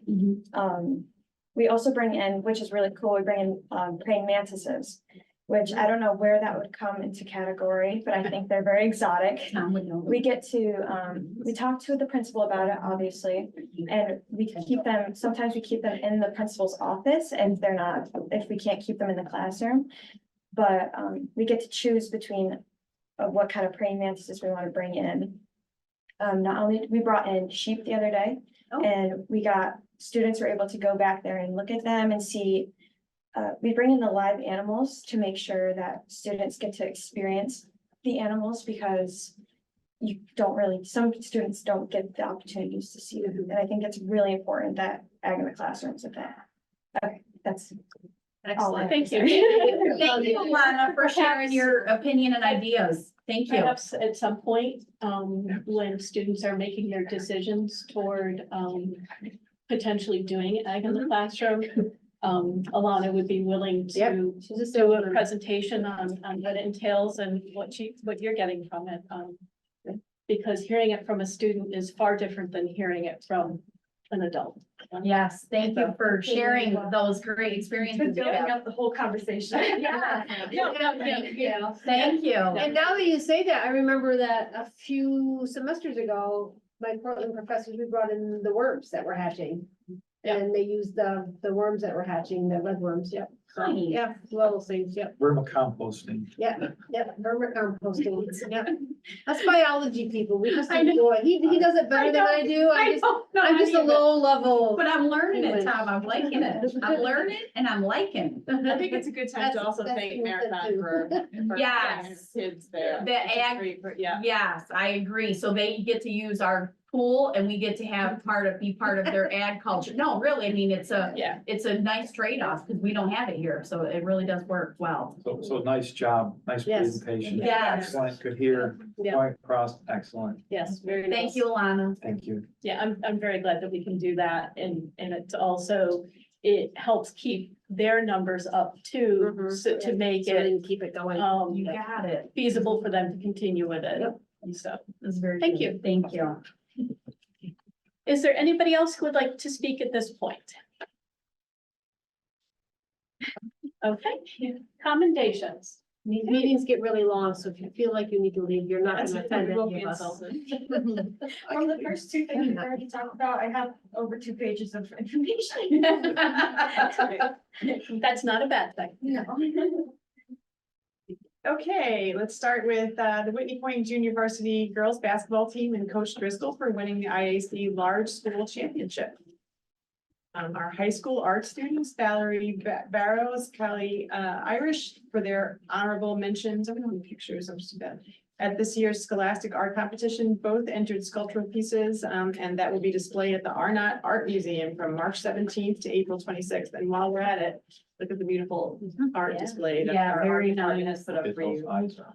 Oh, there we go, up here. Yeah. Oh, yeah. Very Very cool. cool. Okay, Mr. Jones, the high school drama club students, high school administrators, faculty and staff, as well as many volunteers are putting on a wonderful production of Something Rotten. The Whitney Point PTA for a successful park family night held on February 28th. Ms. Lawrence's class for making dog treats to donate to the local animal shelter in celebration of their month-long pet study. Mrs. Saddlemeyer for visiting the TRA to educate students on Rare Disease Day. The Binghamton Rumble Ponies for their visit to the CEA and TRA to encourage students to be healthy through exercise. Mrs. Gooseman, Mrs. Prokop, Ms. Dr. Whitall, and the SUNY Portland student volunteers, and Mrs. Nadine. Miss Nadine Ferguson, is that what we're talking about? Nadine Ferguson for a successful Read Across America celebration. Everybody change it on your notes. Nadine Ferguson for the successful Read Across America celebration on March 1st. Ms. Murphy Hayes, Mr. Poyer, and the following Whitney Point student athletes for attending the Section 4 Leadership Conference on February 29th. Jenna Bidwell is the Section 4 Student Athlete Advisory Mentoring Committee presenter, and Wyatt Willis, also Section 4 Student Athlete Advisory Mentoring Committee presenter. Also Miranda Burke, Jace Clark, Colleen Hildebrand, Billy Leach, John Morrison, Joe Brenderberg, also attended, and that's a great opportunity for those students. Ms. Murphy Hayes, Mr. Morgan, and the following Whitney Point student athletes for attending the Cooperstown Student Leadership Conference on March 1st. Madison Burke, Daniel Slack, Rihanna Quayle, and Owen Standish-Worthus.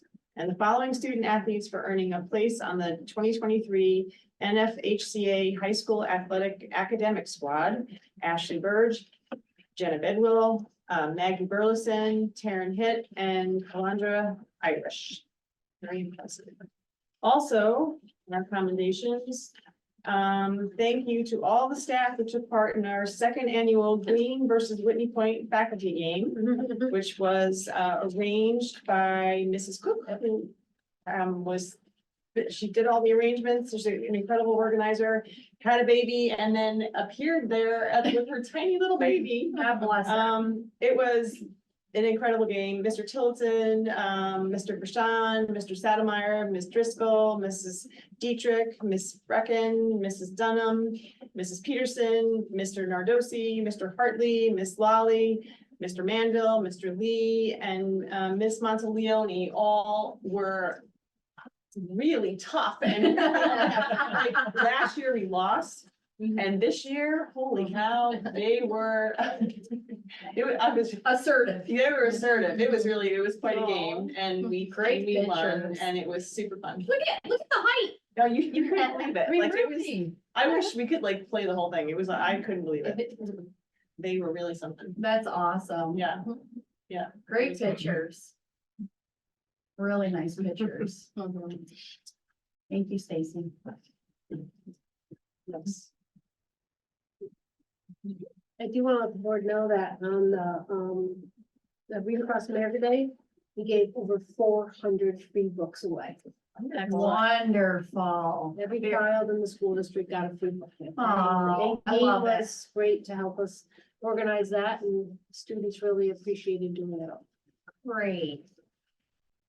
Fantastic. It is. Okay, there is no old business this evening. That brings us to one of our favorites. Oh, boy.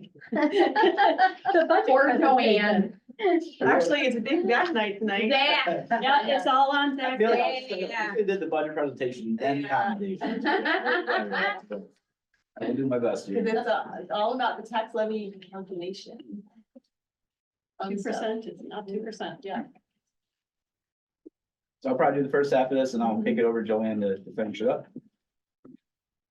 So we like to start these budget presentations with numbers, and I think one of the better numbers to look at when you really review the budget is to look at comparative data. Again, I don't want to compare Whitney Point budget to any district in Long Island. I want to see, you know, our numbers compared to our BT BOCES region, and so that's what I have in the next few slides here.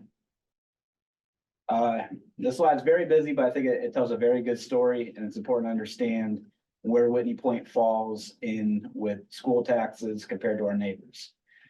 So what this slide does is attempt to show that, and I want everyone to picture, if you have $100,000 property, and no matter where you live in any of these school districts, it's $100,000. And I say that because we know equalization rates change those figures, and a $100,000 house could be a $200,000 house.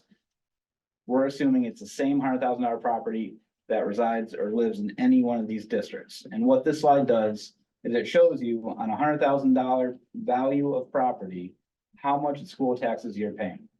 So again, I show this slide because Whitney Point's not at the top. If it was at the top, I wouldn't show it. But what it really shows you guys is comparatively, Whitney Point on a $100,000 property, the average person is gonna pay about $1,500 in school tax, okay? That's good, comparatively. Again, I know no one likes taxes, but in relation to our region, our neighbors, I'd point out Susquehanna Valley. I would not want to have my $100,000 property in Susquehanna Valley because I'd be paying an extra $1,000 a year in school tax. That's basically what the slide means. There's always outliers. I like to focus on like Tioga and Deposit. They are so far low on the spectrum. And they have obviously very district specific factors of why that is.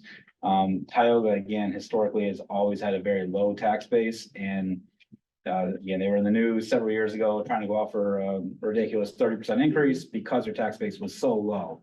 30% on a low number, it wasn't really that big of an increase they were looking for. But that's their problem when they try to go out with these 2 and 3% tax increases. They're always gonna be on the low end of the spectrum, always trying to play catch up. Deposit, they're on that low end too. They get the benefit of having watersheds, reservoirs in their district that New York City pays significant tax dollars to. You see those around the Catskills as well. It funds a lot of the school district budget.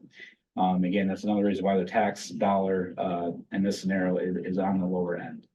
But if you look at where we're compared to, Whitney Point has similar tax rate in North Valley, Appalachian. I think that's a very good representative group. Again, I think again, big picture, $100,000 property, $1,500 in school tax, if you can understand that. You can see Susquehanna Valley, Union, Endicott, Manuel, Shango Valley, they are significantly higher. We don't want to be at that end. Can I ask something real quick that doesn't totally pertain to this? Yep. Is Vestal lower on there because of the number of businesses in Vestal? Is that why they're lower on this that's a great transition. It's gonna go right in my next slide. Okay, All right. I know. So again, if you see where Vestal is, it's, again, everyone thinks Vestal, you know, they have all this stuff handed to them, they have a big tax base. People in Vestal pay the most school tax. Clearly not the case for this slide. The highest tax rate is Susquehanna Valley. Vestal's really in that middle range. This next slide, again, as you pointed out, Tom, this is where we really see some percentages in comparison really stretch. And what I mean by that is this slide shows the tax base, the overall tax base for a district and how much that represents of the school budget. So Whitney Point, again, they're in the green, we're at the lower end. And we all know why we're at the lower end, because state aid accounts for about 77% of our overall budget. So when we have that a significant amount of reliance on state aid, our local tax base is smaller. When you reverse that, you can see a district like Vestal, and again, they benefit really from the numerous businesses like in that area. So you'll get a parkway, things like that. Those are all, for the most part, tax-paying entities.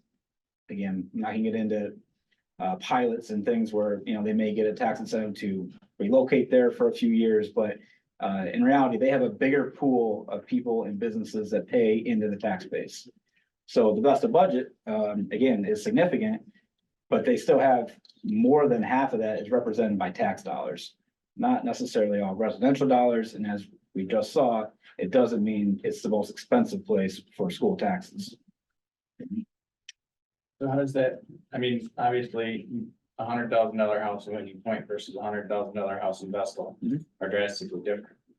Because they don't exist in Vestal. That's what, you gotta get away from that. That's what I was talking about, with equalization rates and whatnot. So it's the same, so $100,000 house, we know what it looks like here.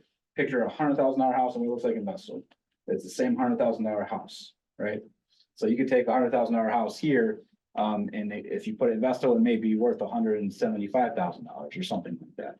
Right, but we're saying real value, $100,000, they're equal. You're, Equal. when you say real value, market value, It's called true value. real true value, Dollar per thousand. dollar per thousand, because then it aligns with your tax That's right. per 100,000. Okay, I just want to make sure I heard that correctly. Okay, that makes more sense. Yeah. And so on this slide, what you're showing there with Vestal, they get less state aid because they have all those businesses.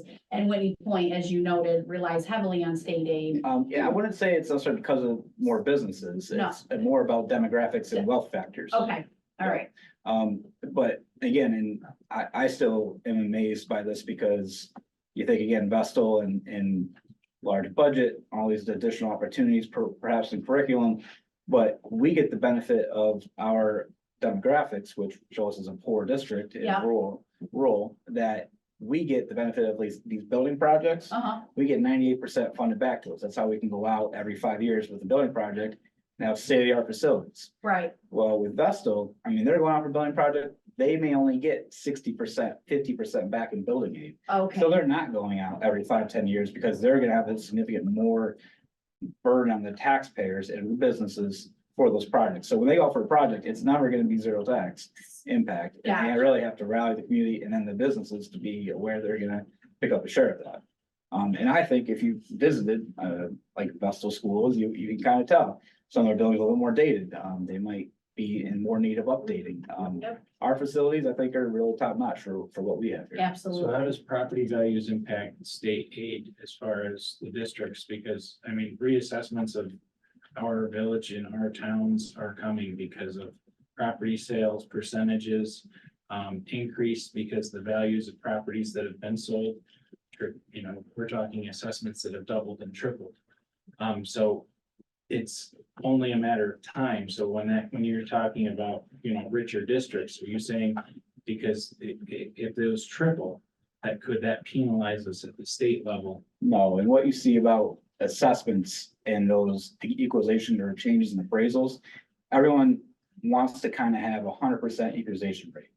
What that means is, and we'll get into this way more in future presentations where we actually do a very good job explaining how you get from your individual tax bill or your assessment to your tax bill for a variety of districts and how they all kind of equate at the end. But in short, what those reassessments do they're trying to value a property equitably or what it should be, the true value. And what happens is more in rural towns like us, say Manico, they're an easy one to pick on. They may not have had a townwide reassessment in 50, 100 years. And the thought is they don't really want to, because once you kind of get those properties reassessed, Your taxes. your taxes will go up. But in reality, they'll argue and say, well, if everyone's go up, you're still paying your fair share. That's the point, but in reality, it doesn't quite always work like that for a variety of factors. But in essence, that's what the equalization rate tries to do. So if you're in town Nanticoke and you bought your house and they haven't been reassessed in 50 years, that house may be valued at or assessed at 40,000, but we know it's really assessed at 150,000. That's the real value of that house. So But that's. for, what on the equal- tax roll, yeah. it says 40,000. That's why we have an equalization rate, because it bumps up what they're paying in taxes. So, it's assessed at 40, they're paying taxes based off of like More than 140,000. you think. It's a lot to take in. Again, I don't have that slide today, but Yeah, it'll be a little more. If you ever want to talk about it more, we can go through that slide. and the houses costs have gone up, fair market, what you're saying. My house just tripled in tax assessment. The one I built 5.5 years ago. And I think you see So that. they're catching up with people and they're looking at what were you assessed at, and now I have to fight it, but this is exactly what's happening. So it's good that people understand the process here, Zach. So it's not about the school, it's about, the economy and how things are assessed, fair market value, 100%, what did you call it? True value. True value. Yeah. And the 100% equalization. rate. Equalization, right, so Yeah. truing all of that up, it doesn't make a difference today as it was 4 or 5 years ago. I mean, in a perfect world scenario, which we know that's not the case, you'd have one assessor to go around to every single house in New York State, and that's the true assessment of the property. Right, But in reality, all these towns have their own assessors, could be your buddy, neighbor. So they try to get rid of that, the best friend relationship and make it fair for everyone to pay their fair share. right, That's the point of equalization. Yeah. Yeah. All right, I think we hit that slide pretty good. you did good on that, the All right. explanation though. Thank you. So again, just to recap, why am I talking? Why are we in this part of the budget process? We have to file with the New York State our tax levy limit calculation by March 1st. So it's filed. We now know that number. This kind of slides into our 24-25 budget goals that Joanne reviewed at the last meeting. And that's where we want to develop a reasonable tax levy within the applicable regulations. I didn't make this formula. This is the New York State formula. It was derived in 2011, I believe. And this is again, at the time, where we saw a lot of crazy increases in tax rates among schools, towns, villages, what have you.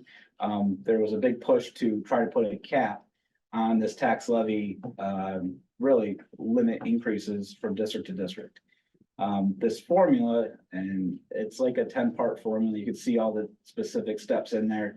They don't apply to every single district, but you can see it's a very complicated formula, and I'll talk about where we get into that perception of 2% cap. So this is the calculation based on the tax cap formula from New York State of how it affects Whitney Point, and it basically tells us what we can go out with at our maximum allowable tax levy limit. And as this owner, we could go out for more than that, but that would require a super majority vote. So you can go out for wherever you want, but you need to have the support of the taxpayers. The point of the maximum allowable levy limit, that's what you can go out with a simple majority to move forward. All right, so we start, again, just plug in the numbers in our levy calculation here. This is our current tax base. So again, Whitney Point school budget, it's around $40 million. This is where we're talking about that 20% or so. 8.6 million is our current tax base that we get from our residents every year. That's what we're appreciative for. We then get this tax-based growth factor number, and these numbers were close to zero. It's still a very small number. These have grown up significantly, and again, as we know, it is tied into CPI and inflation, and so that number is slightly higher than usual. given the last few years. We get a number, and then what we have here are, and they're called the capital tax levy, calculations. We basically subtract out the current school budget capital levy, and then we have to add in the subsequent year capital tax levy. And what that is, I think the best way of kind of explaining this is anytime we borrow and we know we have those high aid ratios, so we do building projects, what we do is we have debt expenses because we pay for it, but then we get a high portion of state aid to cover that. That's why we do our bus replacement, the replacement schedule the way we do. We buy our buses, we get 90% aid back on it, we pay them off, we get state aid for that. Right, so it's a cycle of how we can be sustainable. And you'll see here, and not significant, because what we, in a perfect world, we want those very similar. We don't really want to have too many jumps in this, because what that does is, one, your tax levy cap, the number at the bottom is going to be significantly high or significantly low. And in reality, you kind of want to keep it around that 2%, right? And again, those factors that go into that capital tax levy number are, again, building aid and the transportation aid. You can see we have a slight uptick in that for next year. I think the easiest way to understand that for me and hopefully for you guys is how we saw the increase in our new buses, right? So before our bus referendum was always around 500,000 and went up to like 750, and now it's like 800,000. So that's how you can kind of see a slight uptick as those buses have obviously escalated in costs. So this is really, when we say at the end of this formula, it should be around 2%. We're at 2.95. That additional amount is very similar to the amount extra we're looking at for the taxpayers to cover the additional cost of the buses. But there wasn't that 1-to-1 ratio anymore. Because everything has gone up. Correct. Because of CPI, inflation. all Yep, that. so in a few years, that should equal out. It should Yep. kind of, Yep. okay. And so again, jumping back up, so that's kind of how we get our current capital tax levy exclusion. And then this is that, the number everyone knows and wonders why that's what the levy should always be, but it's not. It's the allowable levy growth factor, and that's calculated by the New York State Department of Budget. And basically that number can be 8%, but it's capped at 2%. All right, so that's the cap, the 2% cap that we talk about and people think is what a district can go out for. That number, that one factor in the formula is capped at 2%.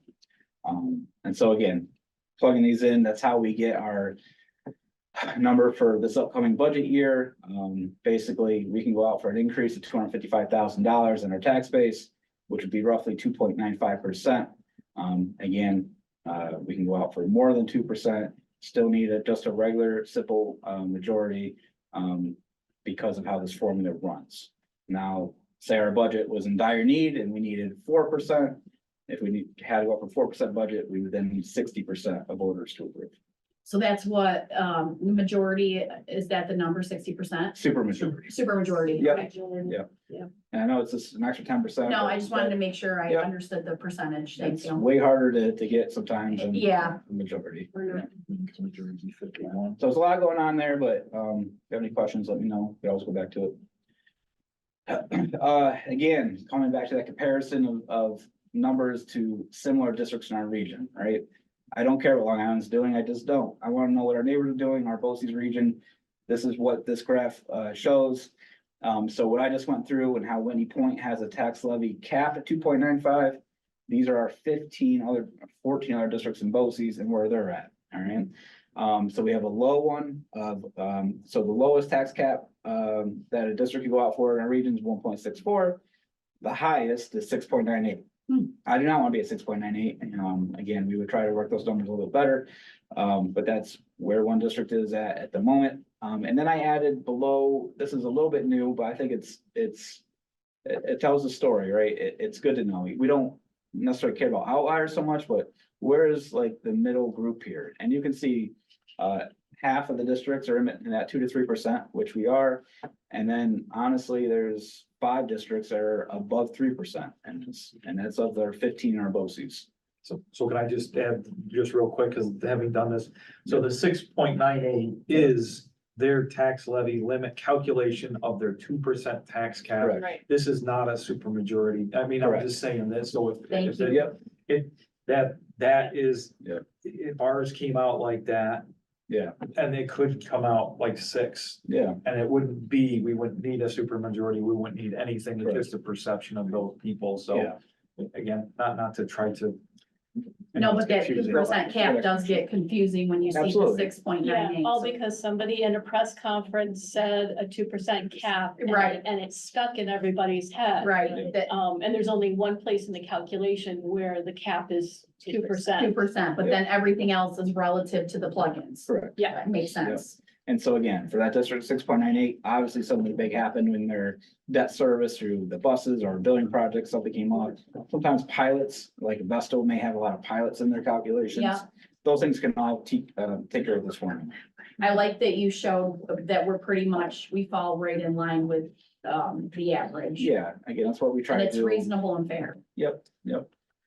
Thank you, Cam. And this is my favorite slide that you do. Thank you. Because this puts it into perspective that you're being conscious year over year to not, you know, have a financial hardship to the taxpayers, that you're aware of it and you're building it to Right. make sure that you always have enough money to cover the expenses. Absolutely. This is my favorite And, slide. and just to, from previous experience, there was a time when the Board of Education never increased the taxes for many, many years, and they kept it static. And then 2008 hit. And then all of a sudden, well, What not was all the the number? I board, don't but even remember. it was 75% increase. It's like a Tioga situation. Yeah, and it was voted down. And then we went back out with 54. I don't remember what it was. And the thing is that it, percentage sounds huge. But our tax base was so low because they hadn't increased the taxes in so long that even the 54% was minuscule. Wasn't enough to really even catch up. No, Yeah, no, and so, that's exactly what this shows. That's why I love this If you slide. If you keep your percent, if you keep it static. Yeah. You end up hurting the district overall. Yeah. So can I have a question to that point? And not too much detail to the answer, but so say in that 54% increase state, in 2008, property assessments have gone up at least twice since then. Since that assessment, that the values in 2008 to today are drastically different. But the point being is after 2008, the taxes still went up and you paid more taxes on those properties. So this is the part that the people need to understand, because well, I paid 54% increase on my house that was assessed at whatever 2008, but in 2023, my house is assessed 5 times that amount. And it's 54% times higher, right? And plus all the increases along the way. So it's the overall growth that people see that you have to, it's that due diligence of explaining it. Right? Yeah, and again, I think it goes back to the equalization rate, which we're not really touching on tonight, but that's supposed to make that level playing field. So what Stephanie was kind of talking about with her example, it's more like how Tioga was so low on that tax dollar per 1,000. That was, again, back then, the Whitney Point situation. We were at Tioga. So if we had a big reduction in state aid, that'd be significant cuts because we didn't have the tax dollars to offset it. And that is what happened. Yeah. And just so real quick too, because I remember that was just before I got on the board. And the local media would come to Whitney Point because we had the highest. And they would just keep saying it. And I remember, because I called out the guy that was the reporter. And try to make the point that a high percentage of a low number is still a low number. And other groups that had low tax levies but had huge, they were paying way more, but it didn't, it looked better that it was like 70-something%. Yeah. And the guy kept coming and, oh my gosh, it was driving me insane because that's what they would put in the paper. They would run that on the news every night when the point has. We're still, and still respecting the people here, but still, it was that percentage of a small number was a small number. And Right. Right. but they were trying to it sold newspapers and it made people listen to You buy a home in Tioga, it's more expensive, so you're paying for it one way or the other. At 8%, it's a tax rate, it's the equalization, whatever, you're paying more for that same house in Tioga. Versus here. No, that's not necessarily true, Tom. Well, it depends on the area. Well, again, let me get back on the slide here, because we're getting way off topic here. So this slide, again, it goes into what happens when a district does not go out for their maximum levy amount. So again, you have to do a lot of assumptions, so I don't have weird dollars, but I do my best here to try to show, because again, our school board, you guys did decide 2 years ago to go out with a 0. That was when COVID first hit, and again, a lot of people were hurting. We recognize that. We were trying to do what we could. And then again, that discussion came up next year. Well, we have now all this new stimulus money. We may not have to go out with a tax levy increase, but what should we do? What's the, again, when we talk about our budget goals, really sustainable budget, what do we need to do? So again, looking at this slide, this is what it tries to do. It's assuming a 2%, I know we're trying to get away from that 2% perception, but for this slide and simplicity, let's assume every year the school board goes out for a 2% tax increase. So back in 23-24 school year, say we went out for 2%, we got $170,000 added to our tax base. And the following year, it was another 2% increase on top of that. So that's now $173,400 new money for that year. And then you look at in the other column, what happens if we did not go out for a tax levy increase in those 2 years? All right. So basically, that's what this slide is showing. Just 2 years, the school board decides not to go out with tax levy increase. So 2 years at 0%. When you let these numbers play out, so now again, 1, 2, 3, 4, 5 years of going out for 2% increases. Our tax base from 8.5 million goes up to 9.3 million. Okay. Now, in the other column, for those 2 years of having a 0% increase, our tax base went from 8.5 million to about 9 million. So when you look at it and you think, all right, we could build our school budget without $170,000 for this 1 year. What we're looking at in our 27-28 school year is our tax base is really $364,000 more in that scenario. And that's for indefinite, right? It's not just for a 1 year.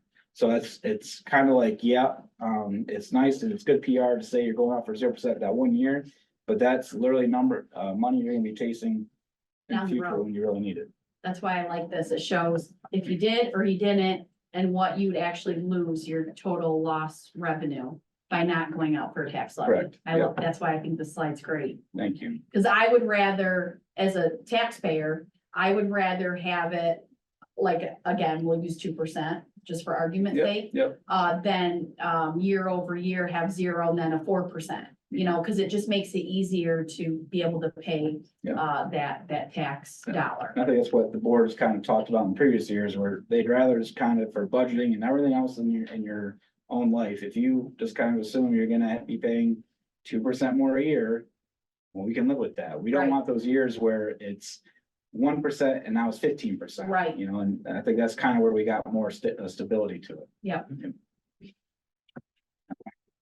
This is where we'll hand it over to Joanne. Was there any questions on the tax part of this presentation? Okay.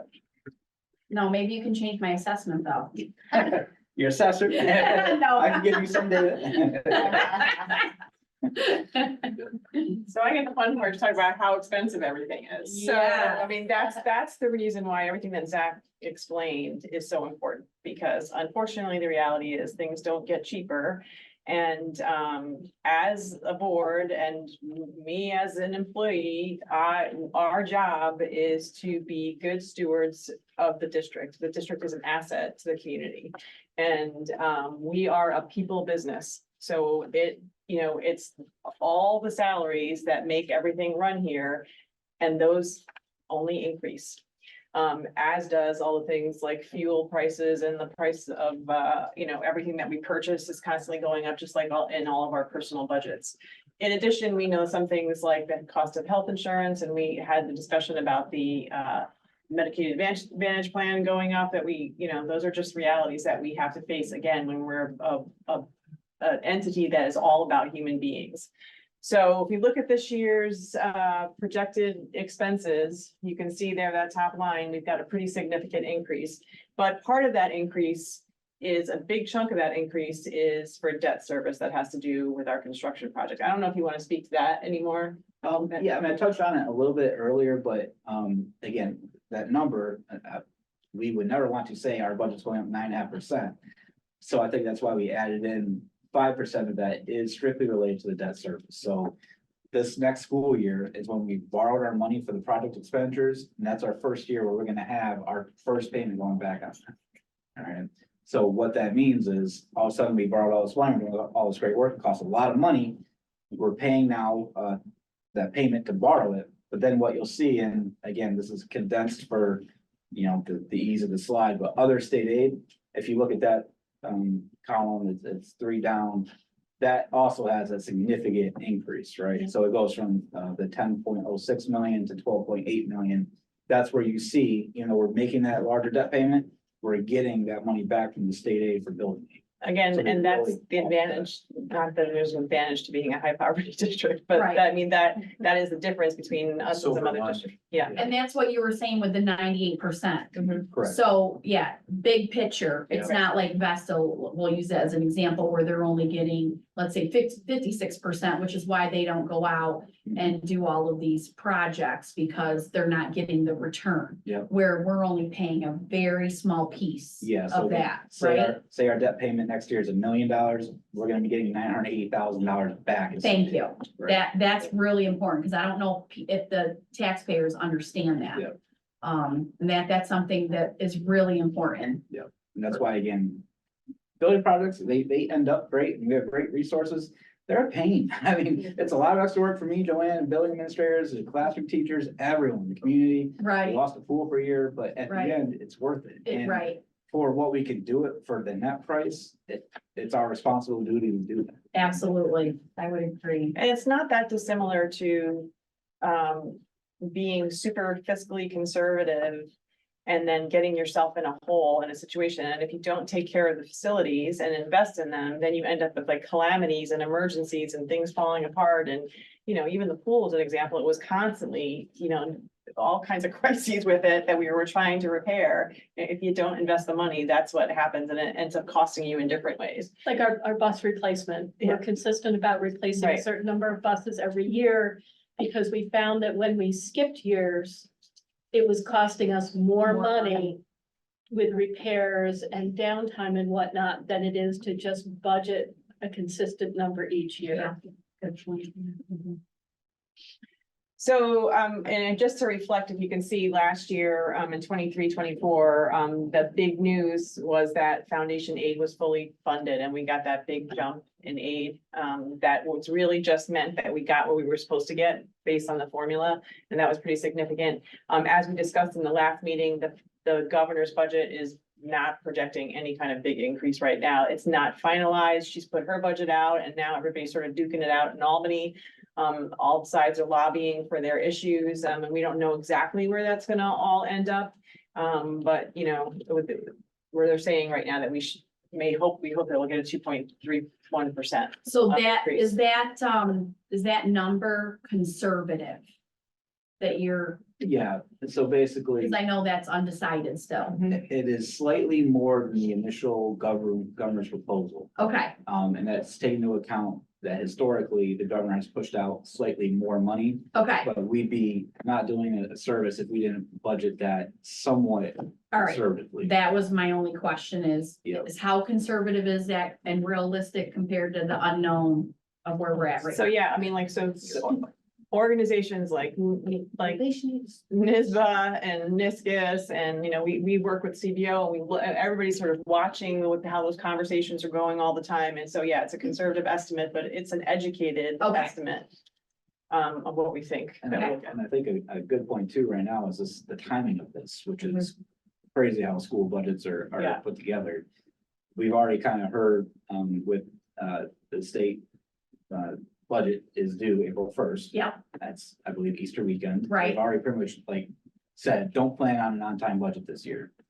For your knowledge, that we next meet April 15th, you Yeah. guys are approving the budget. Right, You know what I And, mean? and legally, we have to approve the Yeah. budget at that point. we do. So we may not even know what our real foundation is when the final budget's put together. Okay, but we will know it before our actual meeting. We'll have something in hand that says, no, it won't. Not No, we may not. necessarily. We may not, okay, because that's what I was trying to understand. All right, Yeah. so we could actually approve something that we don't have, but we're approving an estimate. Well, again, the initial governor's proposal, it was very close to that number. Okay. A little over 22 million. Okay, So all right. that's what we're assured. So we're- It won't go down. All right, you're feeling comfortable with that number and you presented Yeah. in your best. BOE CBO has a Okay. very in-depth analysis team as well. They- All right. They are comfortable with that number. Okay.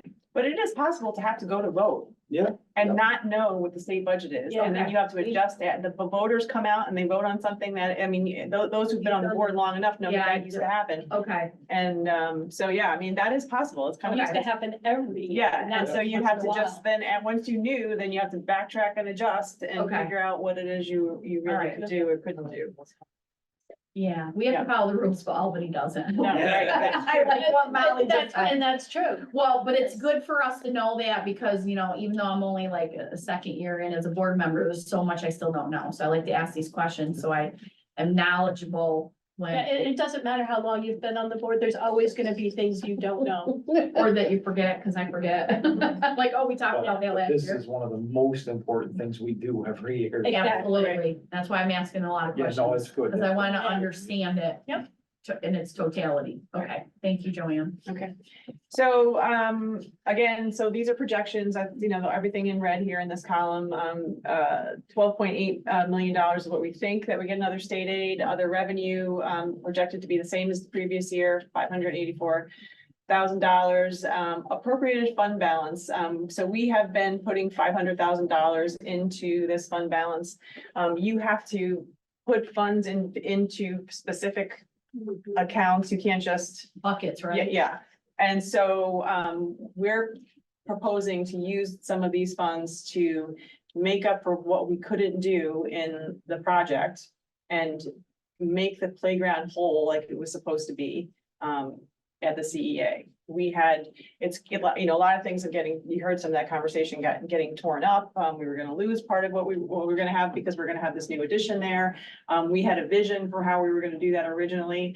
Our plan is to be able to make that playground whole and nice and new to fit with that whole new building that was coming in with some of this. These funds. Has that one? Yep. Mhm. So, and I think you guys would remember every year around June, we, if we've had a surplus, we put extra money into various reserves. A lot of times that's the capital reserve. Yeah. So what we're saying is we're projecting right now to have a surplus in the year. We can appropriate a chunk of that for a specific project. So we have this great grandmaster scheme of a playground's gonna be the envy of all the school districts in the world over there. It came in way too high, so we had to cut that. Got it. We had some meetings at BOE and CBO, where we're projecting year end where we're gonna end up. And they said, honestly, your capital reserve is pretty well funded. If you have another use for that money, it'd probably be more useful. So that's where we kind of got this idea of, man, that really hurt cutting that playground piece out of that project. We had a lot of meetings in the meantime with the architects people, the contractors, the BOE and CBO team. And right now, it's a go where we could place the order, it will be guaranteed this summer, it shouldn't impact anything with our timeline over there, because they're already doing playground work, it'll just be more. So in theory, we'll have, again, a brand new pre-K classrooms, and now we'll have a brand new master playground over there. Nice. So that's what we thought would be a very appropriate use for that additional money, instead of just putting it in the capital reserve that we can't touch again until we go back out for voter approval for another project. And it's because of doing budgeting like that and forecasting things like that, that this capital project went out with a zero tax levy. impact Yeah. for the community, because we had been carefully putting monies into the capital fund that's a good point. I just explain a little bit more about that. Sorry. So when I say we get 98% back on product dollars, it's for aidable work. Aidable work, right, So okay. we build a capital reserve to offset anything that won't be aided.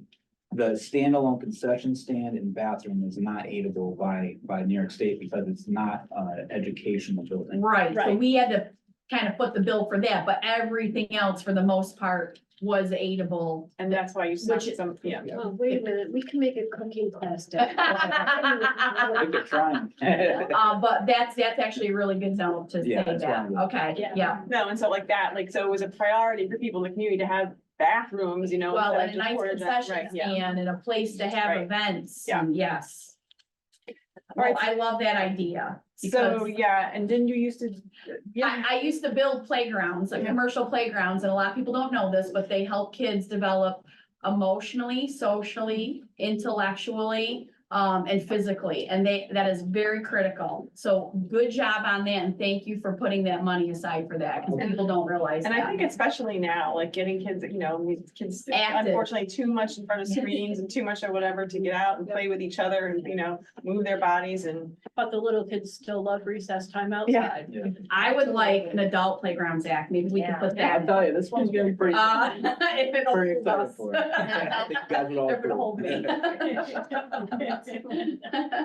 All right, so if we went out, so it's the tax levy at the bottom right there, that's including, that's what that going out with the tax levy max at Increase. 2.95%, which would then with all those figures there, assuming that the budget at the state level is what we think it's gonna be, would leave us just even. I mean, if you look from 2017 to through 2025, you guys have done a great job with the tax levy increase. I mean, if you look at the bottom, really. Yeah, and thank you for pointing that out. And I think that's a good point too, where, you know, this wouldn't be the first time we exceeded that 2%. And I think that was that knowledge piece that when 2019-20 came around, we were a little concerned to get that to the community that you can go out for more than 2% and it's still okay. It's not breaking the law, right? Right. So you can see we had 2 years over 2. This potentially could be another year over that too. But hopefully, again, it's really catching up for, you know, maybe not going out where we should have the last few years. Not just doing the 0 one, we should have done 1, maybe. Yeah, Potentially. I was happy you did it, because I think a lot of, well, the people that didn't necessarily get anything during COVID, you know, struggled. Yeah, well, that's what we were. And I appreciate that as a taxpayer, so it kind of helped. Mhm. Okay, so just as a review, we talked about this at length in last month's presentation, but this is the distribution for our district, and actually at the beginning, Zach really talked about this also. For our districts, foundation aid is 52.15% of our budget. Other aids, they're all listed there. Transportation, BOCES categorical aid is another 24.34% of our budget. There's a little bit of fund balance we just discussed. So a little bit of other revenue sources that is in our overall budget, but 20.89% is from the local tax levy. And just, you know, I don't know why I say this, but again, I feel like you can't say it enough. I mean, the reason this is all structured this way, all the things that Zach just explained, is so that kids across New York State can have reasonably equitable educational experience, even no matter how much wealth there happens to be in their district. So the governor's final, we talked about this also, the final budget is still unknown. Well, the governor's budget, we know what that is, but what is finally gonna look like in the end, we don't really know. There are still many legislative priorities, and as I said, everybody's like, you know, fighting and arguing and, you know, trying to push their own issues.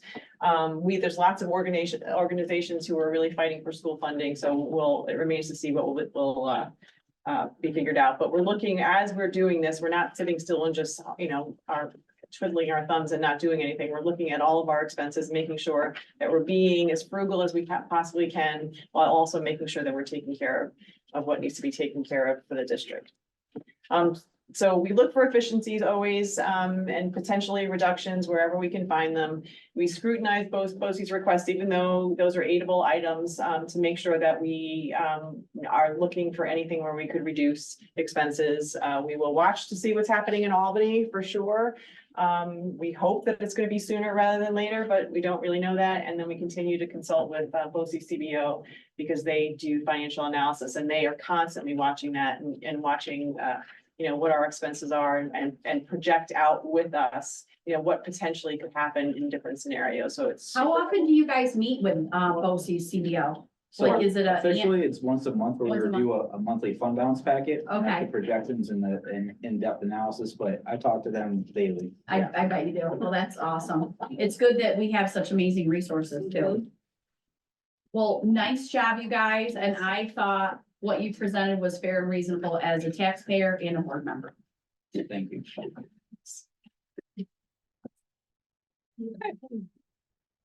That brings us to our consent agenda. May I have a motion? So moved. Chris and Tiana? All those in favor? Oh, I have a comment on the consent Wait, agenda. Oh, we do that first, the favor, and then I can ask? no, I'm sorry. Go ahead. do you need something pulled off? Do you need something pulled out from the consent agenda? Because if you have a comment or a question, we can't, it has to be pulled out. We can't discuss it. That's the whole point of the consent agenda. All right, I'm not gonna pull it out. But I do wanna read something. Doesn't need to be pulled out, but I wanna read something if I can. We can't have any discussion. Can't, no, okay. Then, no, I'm good. You could pull it out. We can pull it out. Yeah, we can pull it out. We can't discuss it as part of the consent agenda. We'll pull it out and do it as a separate. Can I read something as a board comment later? That is that's affiliated with something, or it could just be, well, We're better off pulling the item that you want to comment on out of the consent agenda and doing it as a separate item. I'm gonna read this. Opportunity to executive session. No. No, Sorry. so the choice is not read what you want to read and leave it in the consent agenda, or we pull that item out of the consent agenda and do it as a separate item, which we can do. No, I don't wanna pull it. No, it's good. Okay. I'm good. Thank you. I'm still learning the process. Sorry about that. You could always let them know ahead of time and they'll pull it out. Yeah. Thank you. Yep.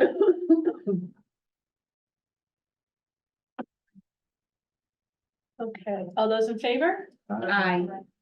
Any opposed? Any abstain? One time Tiana, something had to be pulled because I was gonna have to abstain from it, things like that.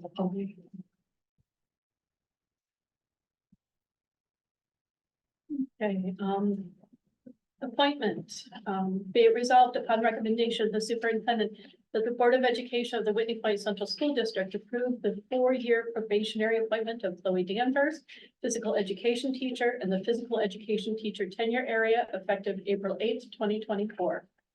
The probationary period of April 8th, 2024 through April 7th, 2028 is tentative and conditional only, except to the extent required by the applicable provisions of section 3012 of the education law.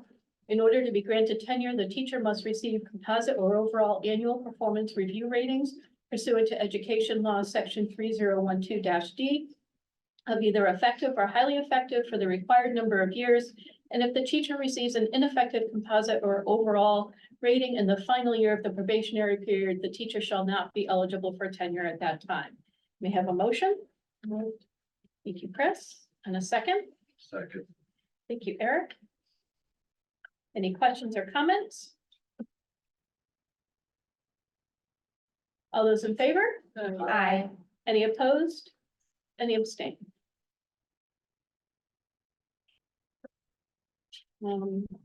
Appointment of Marcia Dean.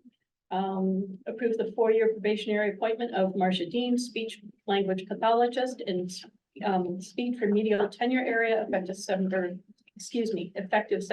1st, 2024. May I have a motion? So moved. Thank you, Tiana. And a second. Thank you, Chris. Any questions or comments? All those in favor? Aye. Any opposed? Any abstain? Be it resolved upon recommendation of the superintendent that the Board of Education of the Whitney Point Central School District approve the 4-year probationary appointment of Jessica Swift, math teacher in the math teacher tenure area effective March 13th, 2024. The probationary period of March 13th, 2024 through March 12th, 2028 is tentative and conditional only. Except to the extent required by the applicable provisions of section 3012 of the education law. In order to be granted tenure, the teacher must receive composite or overall annual performance review ratings pursuant to education law section 3012-D of either effective or highly effective for the required number of years. And if the teacher receives an ineffective composite or overall rating in the final year of the probationary period, the teacher shall not be eligible for tenure at that time. May I have a motion? So Thank you, Tom. And a second? Second. Okay, sorry. We'll do Molly. Yes, please. Any questions or comments? All those in favor? Aye. Any opposed? Any abstain? Approve the appointment of Alora Piercy, bus monitor, effective March 13th, 2024. May I have a motion? Thank you, Chris. And a second? Second. Thank you, Tiana. Any questions or comments? All those in favor? Aye. Any opposed? Any abstain?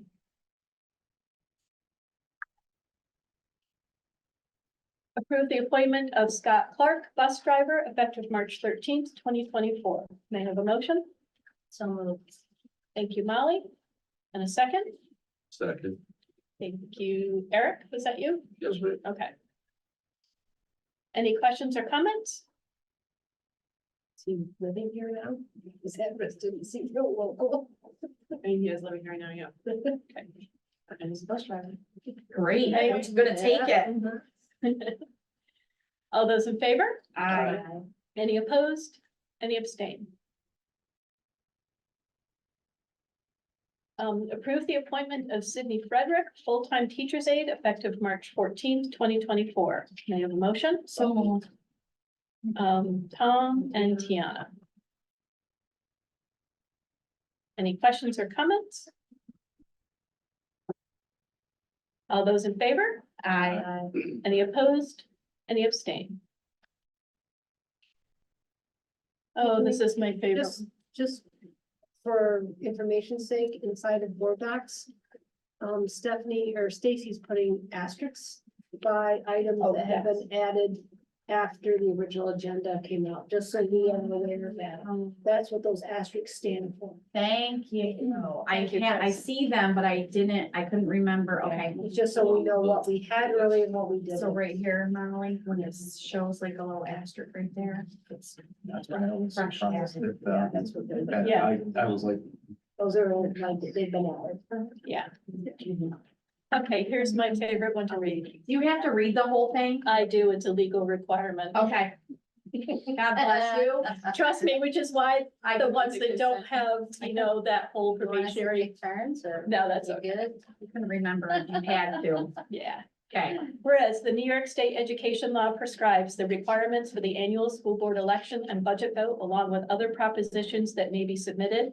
Whereas the New York State education law prescribes certain notice requirements, therefore, be it resolved upon the recommendation of the superintendent of schools that a public hearing, budget vote, election of board members, and consideration of submitted propositions shall occur as stated in the notice of school budget hearing and annual budget vote as set forth below, and is further resolved that except as hereinafter provided, the official notice of the aforesaid public budget hearing and annual district meeting and election shall be in the following form. Whitney Point Central School District Notice of School Budget Hearing and Annual Budget Vote. Notice is hereby given that the annual meeting of the inhabitants of the Whitney Point Central School District, at which time will occur the budget vote, the annual election of Board of Education members, a vote upon certain propositions, including a proposition for the purchase of buses and to authorize the levy of taxes, will be held at the high school cafeteria, 10 Pebble Road, Whitney Point, New York, on Tuesday, May 21st, 2024, from 1 p.m. to 8 p.m. for the purpose of transacting such business as is authorized by the education law.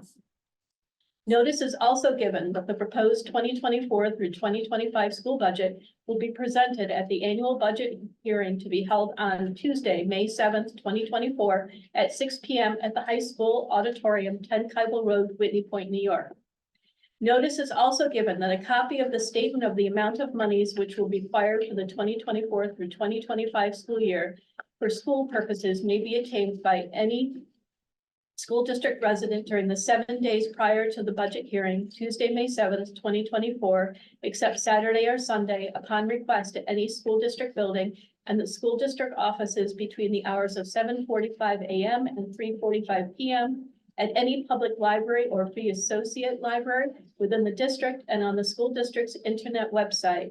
A copy of such statement may be obtained by any resident in the district at any school district building during the 14 days immediately prior to the annual meeting, May 21st, 2024, and on the day of the election, except Saturdays and Sundays or holidays between the hours of 7:45 a.m. and 3:45 p.m.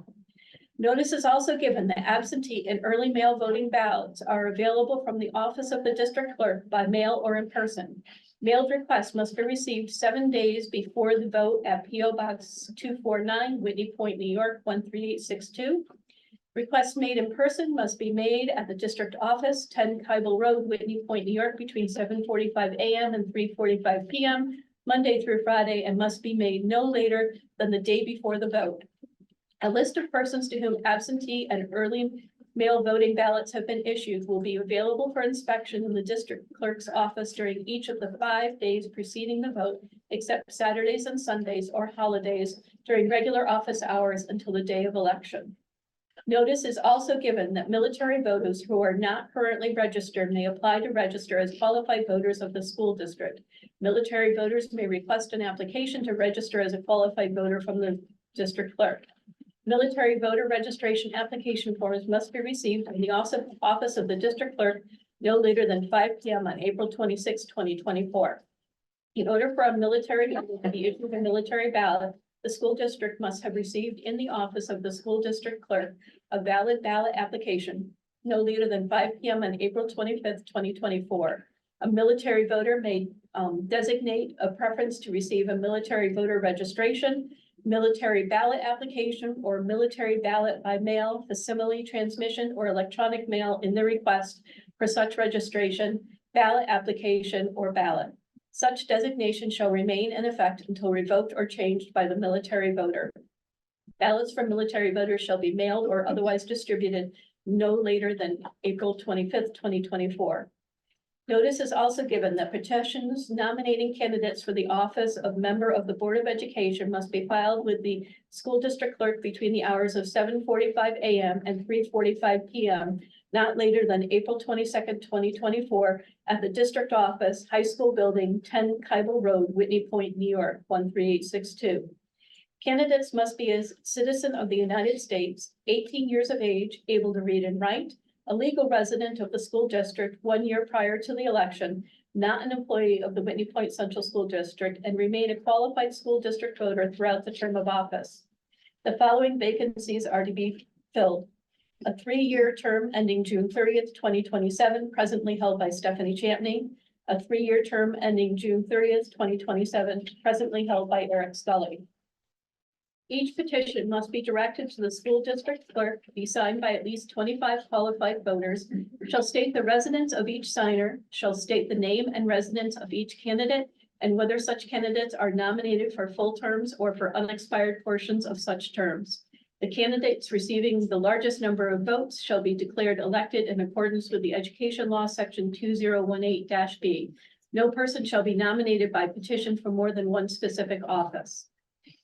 Notice is also given that in addition to the proposed district budget for the 2024 through 2025 fiscal year and school year, which will appear on the ballot as a proposition number 1, and the following proposition will be submitted to the voters, which will appear on the ballot as proposition number 2. Proposition number 2, acquisition of buses. Shall the Board of Education of the Whitney Point Central School District located in the counties of Rome, Shenango, Portland, and Tioga, New York, be authorized to purchase 2 new 71-passenger diesel buses at a cost not to exceed $393,862 and 2 new 39-passenger diesel wheelchair buses at a cost not to exceed $421,296 and 1 new 7-passenger gas Chevrolet Suburban or equivalent at a cost not to exceed $70,335 and to expend therefore not to exceed the estimated total cost of $885,493, including incidental expenses in connection therewith, and that such sum or so much therefore as may be necessary shall be raised by the levy of the tax upon the taxable property of the said school district and collected in annual installments as provided by section 416 of the education law. And in anticipation of such tax, shall the Board of Education be authorized to issue bonds or other obligations of the school district in the aggregate principal amount of up to $885,493. Please take further notice that any other propositions that are required to be included for vote at the annual meeting shall be submitted in writing by April 22nd, 2024, and by means of petition signed by at least 25 qualified voters, and shall state the residence of each signer. Any proposition may be rejected by the Board of Education if the purpose of the proposition is not within the powers of the voters or where the expenditure of money is required by the proposition and such expenditures fail to include the necessary specific appropriation. Resolved that the district clerk is hereby authorized and directed to cause notice to be given in the form of herein above prescribed by publishing the same in the Press and Sun Bulletin, a newspaper having general circulation within the district 4 times during the 7 weeks preceding the date of the annual district meetings and election. Provided, however, that the district clerk is hereby authorized without further board action in their discretion in consultation with the district's legal counsel to amend said notice as necessary to assure compliance within the applicable law. May I have a motion? Oh, so moved. Congrats. Take a breath. Wow, that was a lot. I don't recall you having to read that last year. Yep, every year. And could I have a second? Thank you, Chris. Any questions or comments? Sometimes it's even. I don't think you read Yeah. that. Yeah, It's okay. that's a lot. My goodness. Okay. No questions? No, ma'am. Okay. You can tell a lawyer wrote it. Well, yes, but I did not realize you had to read that whole thing. Yep. Holy moly. All those in favor? Aye. Any opposed? Any abstain? Everybody still awake out there? We're doing good. It's only 8:35. We usually go to like 10 something. No, we don't, Thought we lost but Sean. we have. No, I feel like we have the last couple times. Yeah. My boyfriend wonders, are you really at a board meeting? Yeah, I know. 10:40? I go, I Gotta get a location am. on your phone, so they'll know. Yeah. You can watch later online. It's proof. Okay, so this is to approve the disposal of the following band uniforms: 58 jackets, 52 pants, 2 white, 50 black, 50 shakos, 60 plumes, 2 white, 58 black. May I have a motion? So moved. Chris. Chris and Tiana. Any questions or Just a comments? quick question. We did get new uniforms for the band. I recall that. I just want, They're well, not all of them. okay. Have they arrived? Some of them have. And we did have And I the was- budget, the funding is, Yeah. okay, I just want to make sure, because I So I'll know, get to see them tomorrow. look at Shannon's like, Well, I was in the room when Katie Pullen was showing students, she had the example and like held it up and the kids were like, the first thing they said, they won't confuse us for Johnson City anymore. And I was like, Yeah. "That's really a thing. It's really a thing." Oh, It is. really? Oh, They yeah, were so excited. excited. Yeah, no, Oh, Yeah. It was so we were good. always. is Johnson City maroon and white? They are, So we had maroon and white. Yeah, but we're really maroon and gold. I know we are. I'm trying to remember what the I band think that uniforms the, look like. They wore those jackets, the band jackets that were Yes. maroon. right, yeah, no, but I think that the, I know what color the they are. stash had some gold on it, but that was it. It was predominantly maroon and white. Okay, so they're excited. Oh, beautiful. That's the Oh, sample. those are Have they nice. actually arrived now? We just placed a final order a few weeks ago, so probably not, but there's a problem with the rep. We got. Oh, that's I, like. yeah, well, that's why I was asking, is that? So we the- just placed a final order, it should be here. I can't remember that gentleman that came in, but that's what I've seen. You know, the guy saying, wouldn't it be nice to get new band uniforms? I'm like. I Oh, hope we Mr. did that. Fox. There you go, Yeah. thank you. And we've been working towards that for several years. Okay, But prior to the jackets, it was mostly like maroon and black. okay, I mean, Yeah. the majority were pants were black, the Yeah, I jacket remember was the black. maroon. okay. yeah, and generally you do the black pants Yeah. because they don't show. Like at the parades in town, I remember what. Yeah. The jackets were very much similar Okay, to something. good job. So what are we doing with So- all of this? Great question. So I asked Katie, is there any companies out there that buy back the uniforms? She asked her colleagues. There is actually a company that specializes in this specifically. And what they do is kind of like an eBay platform for old band uniforms. Nice. So in theory, we box them all up, we set our price, and then whoever out there in the world is buying old uniforms would buy them. Katie's had numerous talks with this company. We're not gonna make a lot off these, but we get something. After fees, it looks like we'll probably net $1,500. It may take a month or two for them to sell. But we basically wait, we have them all boxed up anyway, and once we're told that it's sold, they tell us where to ship them, and we ship them out, we get paid. They expect them to be sold?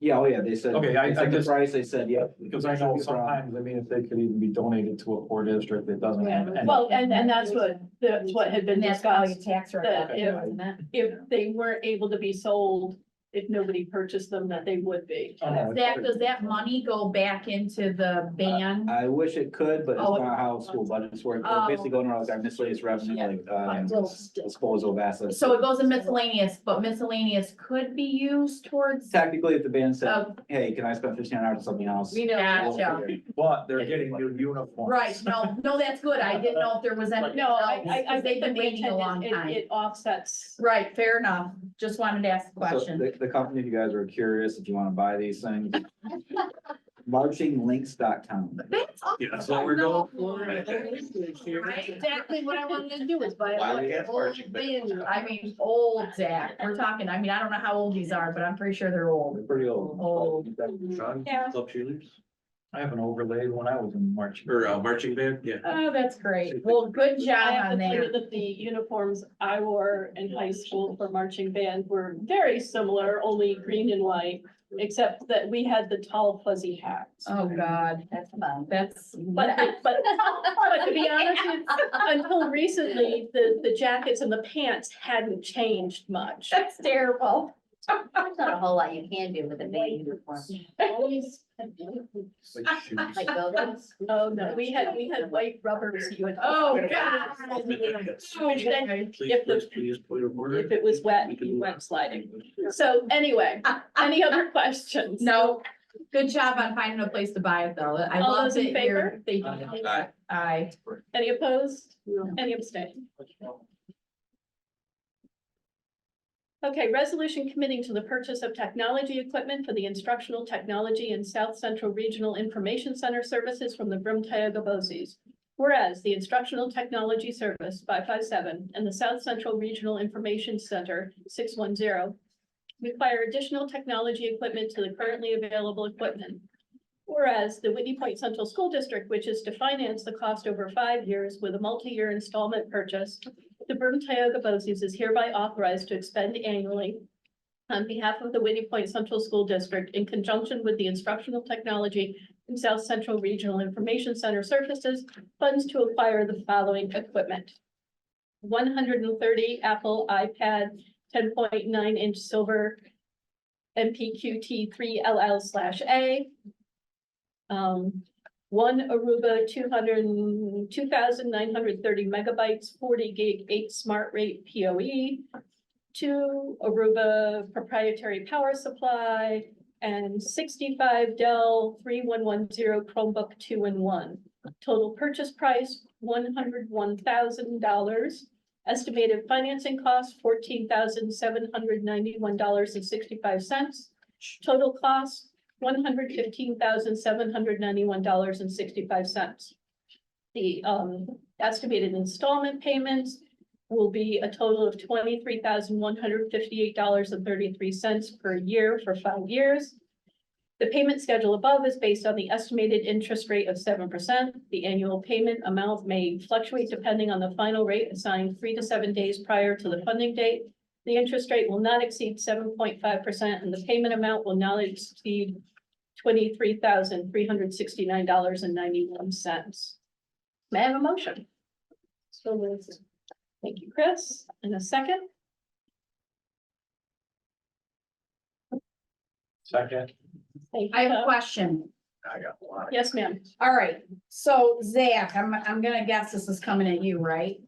Sure. All right, Start. so, all right, I don't understand why, we have to finance it. So it's really, again, we can fund that this particular year. It's a long-term approach of, we have an equal payment coming off of our device replacement schedule. Okay, We always try to keep it current. Again, in theory, every year we have $100,000 IPA. It allows us to continue our replacement schedule for devices. We have one come off the books. We try to put one back on. We also fund these through BOCES, which is why I don't like some of the numbers in there, but when you fund it through BOCES, we're also getting our BOCES aid back, okay, which is 84%. so, okay. So this is a device replacement schedule, because I'm sure the techie guys over here are gonna ask a question. Yep. Because what I struggled with Techie is, women here too. I'm looking at device replacement and I'm going, okay, 5 years, by the third year, we're already outdated.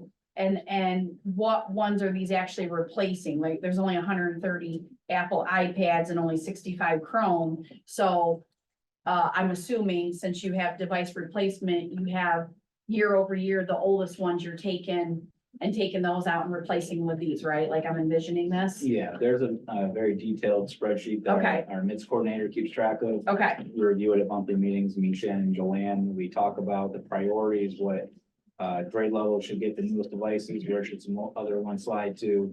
Is this the priority? Is there anything else we're not thinking about?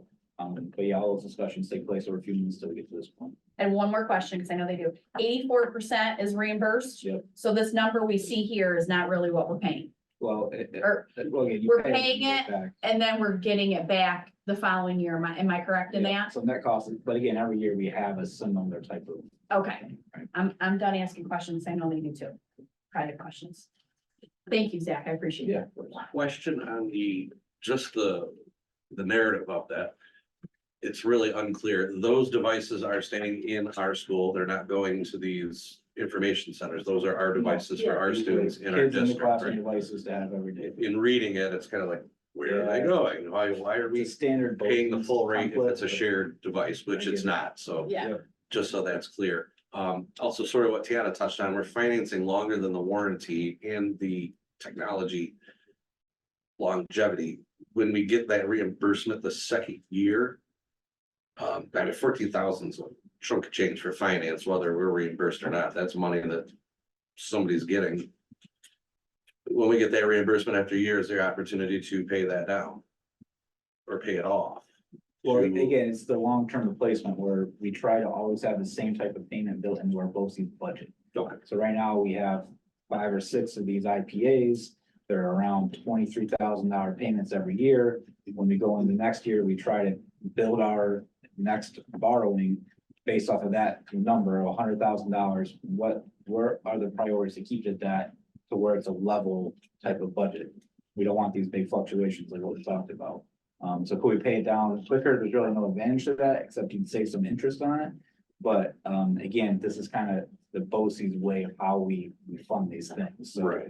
even, it's 14,000 finance costs, which is whatever.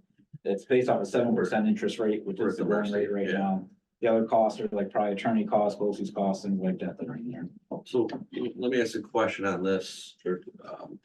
It doesn't change the decision, but it seems like we have a standardized annual expense. Does BOCES or would BOCES consider a lease program where we don't have that initial investment? We're just making our annual payment that we have structured into our budget. I mean, To lease equipment, you mean? instead of putting the full money up into finance. Not like we're just taking 23,000 a year out of, our checking account. Well, and paying just it. from how I know these things work, copiers are very similar and there are lease copiers. There's still gonna be finance costing associated with that. Yeah. But. When you, But it's not something they when you lease currently something, we're probably going to end up paying more. Not necessarily, because we do a fair market lease as opposed to a. But if we're. If we're doing it through BOCES, we would probably end up paying more. Which seems to be a trend.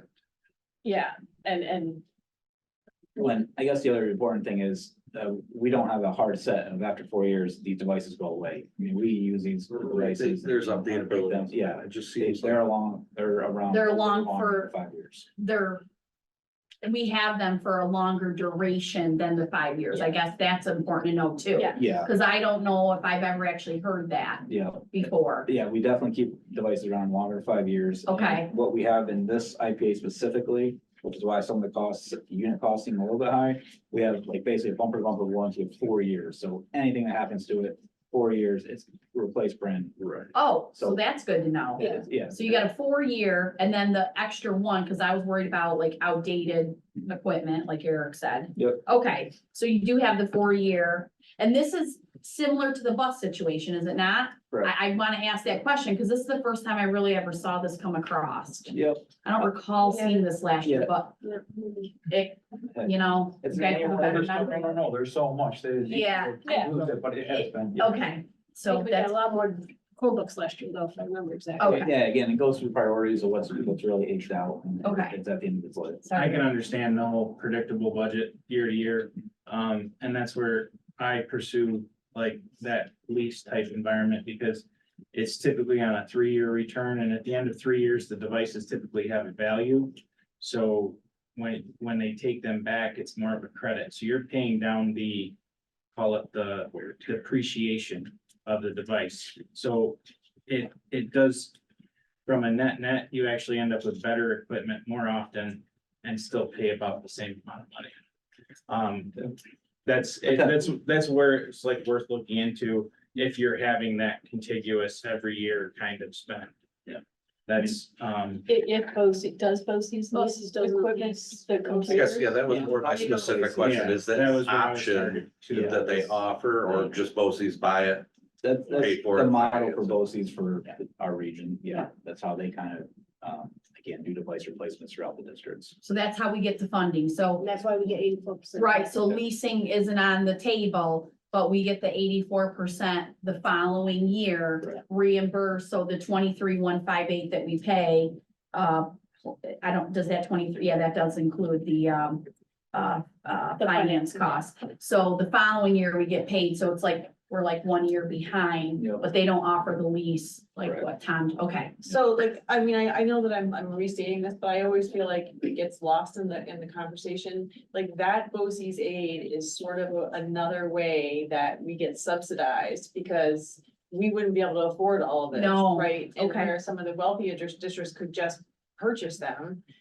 That BOCES aid at that high rate allows us to access, Right. and every district has a different rate that they get reimbursed, but that's part of that whole thing, that the state tries to equalize things to some degree. Well, when you look at this and you don't realize as a board member that the aid of the 84%, Correct. this number looks big, which is why we're doing our due diligence to ask the questions. You guys remember year over year, but I really forgot what the aid was on it, so. And you should ask the question. Yeah, because it's money, right? But you guys are doing your due diligence and reinvesting in the technology for the kids, but we get that significant percentage back, so. Okay, that answers all my questions. Which is out of your state taxes that you've already paid, so that comes, it's, Right. you're paying. that, Right, that's but it's not free coming money back. either, like. Yeah, nothing's free. I know. It's just how we It's shuffle. coming from somewhere, but it's nice to see that it's not completely out of our Yeah. pocket, like Whitney Point School It's District very pocket, beneficial to the district to do it that. to do it that way. And so Zach, how the payment structure is for us. First year payment is 23,000 and change. The following year, we get our BOCES aid discount, or whatever you want to call it. On that $23,000 payment, not the $115,000 total. Correct. Mhm. So it's not like they give us the chunk, the big total back and now it's lingering around, we can't spend it. So you get our percent back annually on the annual payment. Yeah, and I think it's important to know too, like, even if you have a year where it's like, oh yeah, we can spend $100,000 budget to buy that equipment. The reason you do this approach is because 5 years from now, you may not have that $100,000. Right. Or it's a tight budget, and you're like, you know what, I think we're gonna have to cut out that $100,000 device replacement. Right. This ensures that there, at least there's a mechanism to have some form of device replacement every single year it's needed. And it's good to hear that you're constantly putting this in the budget and having these conversations like the bus. Exactly. I like hearing that because you're aware of it and it's always in the budget to account for, so we're prepared to Have some offset those predictability, costs. right? Mhm. Yes. And within those 5 years, have you seen the aid from BOCES go up or down to where it's adversely affected the payments? It fluctuates every year, so that's a good question, but I think I've been here 12 years, the lowest it's ever been was like 78%. And it's actually been ticking upwards the last few years. When do we find out, percentage? They normally finalize it, right around April, so, yeah, I'd be happy to share it. Honestly, we used to do every year, like a financial workshop for the board. We've had a lot of other workshops this year, so we probably have not done our due diligence on that, but that's normally a form we review every year. Would be nice to have. Thank you for answering all those questions. Yeah. Very informational, because I look at this going, what? Possibly we can Yeah, include face value. that it's in our a retreat. little- When you look at it, it doesn't quite look right. A condensed version. idea. Yeah. What did you say? I said possibly we can include a portion of the finance workshop as part of our retreat this summer. That would be great. Very helpful. Thank Yeah, the you. unit costs are right in check. I mean, that was the first thing I looked at. I mean, Good they're not job. high, they're not low, the devices are. They seem to give us a really good deal. I mean, if you look at what you've presented in the past. reasonable. Yeah, I'm sure Because they're- it's purchasing power too, isn't it? Part of it? Yeah. They probably get it's on some sort state of- contract. Right, discount. It makes us get all these good accessories and the warranties and stuff added. in. It's the warranty that I think Well, the 4 years is awesome. Yeah. Out of the, yeah, that's great. it breaks, they go and replace it. Right. It's not, it's not just that they're going to fix it. They were, you know, we send one back with a broken screen. They're not just gonna replace the screen. They're going to replace the it. whole thing. Yeah, okay. Thank you. Now, the reimbursement does not cover the finance charges, correct? It would. It will, okay. Yeah. So it'll help lower The that total overall cost number. Yeah. is both. Gotcha. That's good too. That's big. Zach, you're on the ball tonight. All right, I appreciate it. Well prepared. Take the On the bar off. ball all the time. All in favor? Does the board have any further questions? No, regarding sorry. this? I'm okay, thank No, you. thank you, thank you. All in favor? Aye. Any opposed? Any abstain? Okay, we are going to approve the amended instructional calendar for 2023 to 2024 school year. May I have a motion? So moved. Thank you, Tiana. And a second? Second for the eclipse. So just to state this more clearly, the board is just acknowledging that we have in our region agreed to have an early release on the eclipse day. The eclipse is scheduled, well, unless it's super cloudy, then I probably won't see anything for some. Which will happen. I know. Yeah. It's I don't think it's. my fear, we're all gonna go through all this. That's and then okay, it's we gonna can go It'll do end up being something a fun. snow day. It'll still be a lot darker with That's true, right. 75% less sun. I think. So, the region is going to, because it's coming right at dismissal time, so right when we're letting kids out, right when the buses will be taking off, that we're gonna, start an early release to get the buses all home and students home, before the peak point of the, eclipse on the 8th. And we are in the process of purchasing eclipse glasses, for students so that they will have those, to safely look at the eclipse if so they choose. I mentioned that our region has agreed to do that. One district is closing that day, but PM BOCES will also be canceled for students. Love it. Was that the amended calendar? It's just so it's still an instructional day. Yep. you don't lose an instruction. We don't lose a day. We It's don't. just early dismissal, that's it, right? Mhm. We're still feeding the kids and the Feeding whole them, thing. yeah, keeping everybody long enough to do that, and then. It's not a panic move. The concept is good because there's gonna be a lot of motorists pulling to the side of the road. Yep. Excitement's gonna be high from the students on the buses. There'll be a lot of, it's gonna be a distracting situation because. For both the kids and the it's a drivers. momentous, Yeah, event for the area. right, like we said, I wish it was earlier in the day so we could have it like as a learning experience here Yeah. at school, but. Yeah, there's gonna be a lot of worries on the road. I'm gonna date myself. Back in 1990, there was an eclipse and it was early enough at school that we went outside. Yep. That's how cool that was. Probably no glasses. 1990. You know, I maybe don't remember if we had glasses, now that I'm thinking about it. I just about guarantee. You probably had. And I wanna say, Jack, afterwards, we drank out of the hose outside and then came inside. For the-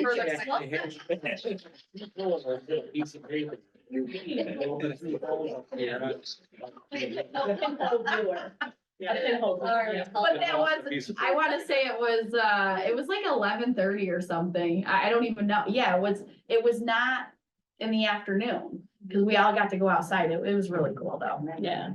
Your So- post was connected to the lead paint plant next door. That's what we're worried about. Okay, Crazy. all those in favor? Aye. Any opposed?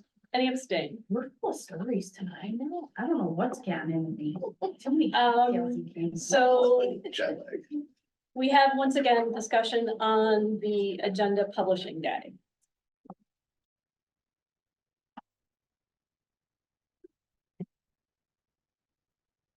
I think we need to hear from Stacy.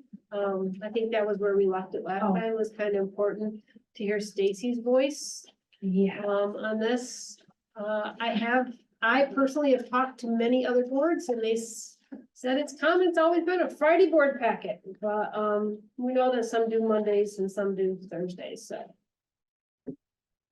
Thank What you. are our I have notes because, as you all know, I hate speaking, so. So one of the things that I did note is that most of the wards in our area do have the same timeline as us.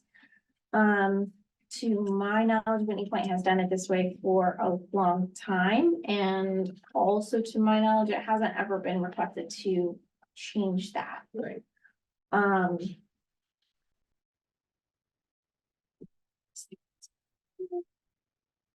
One of, there's a couple of options using board docs that we can do if we want to make some changes. I know it's been asked if there's anything specific that really anyone is feeling like they want to see sooner. Part of why we moved to board docs is because it's more secure, so you know, if we're sending, like, we shouldn't really be sending financials and this and that through emails and Google Docs if the whole reason why we moved to board docs is because it's more secure. So that's just my thoughts on that. But so also in board docs, there's really no way for me to release portions of the agenda. So there are two options. I could open the draft to be able to be viewed by all of the board members, which was really, the person who trained me from board docs really advised against that, because I did bring this to her, you know, as we were talking about it. I said, some people are asking to see things a little earlier. How can we work around that? And I said, can we open the draft up to everyone? And she said, no, that would cause too many questions when things aren't finalized. And then you have, you know, so you go in on Wednesday before our board meeting is the following Tuesday, and then you don't look at it again until you're in the board meeting. And then from then, probably 20 things have been added on this thing. I know there was a comment that thinking that things were posted several weeks before or a couple of weeks before in Google. But that, I'm not sure where that came into play, because the way that I used to do it in Google Docs, I had everything in my file and I numbered it before I moved everything to Board Docs, or to Google. Because of the numbering system that I used, so everything had to be done, because when one thing changed, it changed, every number behind it. So that was, I think the January meeting was the only meeting that I did move things in a little bit earlier because we had talked about it, but then we switched over to Board Docs, so things changed. The second option in Board Docs is to publish the meeting earlier, so as it is now, I have it in draft. And I can look at it, change it, whatnot, but you can't see it until I publish it. Which even after I publish it, it's not open to the public to see, it is only open to all of you to see. So the public isn't going to see it until Monday morning regardless. So if we want to do any changes, I would lean more toward that. But again, still, it's going to be, there will still be things added if we do it earlier. Just the way that school business works, it's very different from a corporate entity. We can't, there's so many things that you wouldn't believe. Well, you saw the agenda items today, like there's just so much that flies in, and it's not, you can't say, no, we're not doing this, because some of them fall on that, you can't post something, you can't post a position until the board has said, approved a resignation. So then, you're falling on over a month of not posting a position and getting it filled, of someone who is resigned and maybe left 2 weeks after they put in their resignation, which was possibly before the board meeting. And that was still an issue, even when we had 2 meetings a month, it still puts a delay in there. And I don't want to go to 2 meetings a month. So that's also on my list is, No. And that would be a possibility if, if we're pushing people to submit things very early. We either would have to officially go to 2 meetings per month to make up for that time, or emergency meetings are also no fun for anyone because they're not planned. And we have to put out a notice in the newspaper, which then costs the district money to, so we don't want to have a bunch of emergency meetings pop up because something comes up that needs to be approved ASAP. so what would be the difference with today? Because we got emails today before the board meeting of the added additions. So from a perspective of, okay, well, I didn't have a chance to read through them until I was sitting here. They were still added today. So I mean, if it was published on Wednesday or Thursday, to where we had a few days before the weekend, because I mean, it's kind of, I don't sit at home all weekend, and typically, my time off, I like to go through as much as possible, but I also have children, as you do. And I don't expect you to take the additional time. And if anything, I felt that it was more targeted, and it felt like it's more organized when people have a deadline to get stuff in and you're able to predictably deliver that stuff. It's perception is reality when you think of it as like, oh, it's a scramble and we get stuff handed to us in a plethora of just thrown at us like that particular time. And then, oh, here's 15 more things on Monday. It seems like a just disorganized function. It's like, I don't want to portray it as like, it's something that you're not doing correctly because you're getting the stuff, you're doing the best you can. I'm looking at it more as like, from a district's perspective, hand it off a little sooner so that we can have it, so that maybe what you have to hand out in that instantaneous of like, oh man, this came in late, so I've got to subscribe it or I've got to put it out there. And like I said, we got stuff today. Yeah, but you So- don't understand, Tom, that everything we got today, she couldn't have even had in there on Friday. Right. It was an impossibility. because we as a district have to play that way. We have to roll that way. Yeah, that's fine. So But I I'm am saying, what's okay the with difference? maybe Thursday, but we also have to have the pre-meeting. That's required. Mhm. So me and Steph and the superintendent and Stacy all have to have the pre-meeting. We do that on Monday. So we need at least 3 days for Stacy to get things ready. So I'm good with maybe a Thursday if Stacy's good with it, moving it a day. But I think that's really the most we should be pushing it. Otherwise, we're gonna have even more stuff. being Because we put can't, like you as said, extra. the resignations that were on there today came in today. They didn't come in Friday afternoon, they came in today. And delaying even 2 weeks, accepting that resignation puts off 2 to 4 weeks of being able to post for that position. There are, right now, there is a shortage on employees for all positions, and by delaying that, that puts us at a disadvantage. We can't, so like, if we had a resignation that came in today, we said, no, sorry, you're gonna have to wait for next month's meeting, then that's 4 weeks that we can't post that opening for. Because we can't post it until we accept the resignation. And I'm not arguing Yeah, that. but you're not referring to like resignations or, I mean, you're I mean, I'm referring to when we referring have like to 100 pages to read. Well, you know, documents, before, so- and I mean. And that's- Joanne did that's send out part the of- policy ahead of time, Yeah, because that was something yeah. she Yeah. asked for. Yeah, And as long as we don't respond to it, we're okay.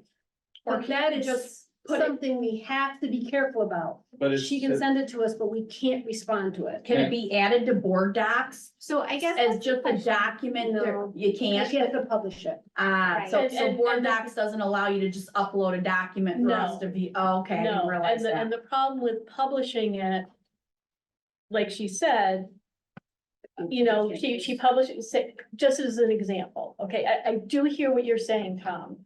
And I understand where you're coming from, I really do, but I also have seen how fluid we have to keep things in order to keep on top of them, even when we used to do 2 meetings a month. Yeah. It was still an issue. I know. Even.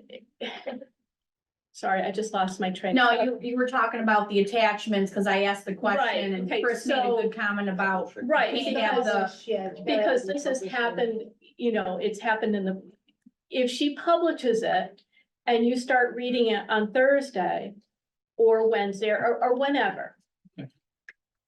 But it's not finalized, like she said, you may not go back in and reread that to see if it's been updated at all.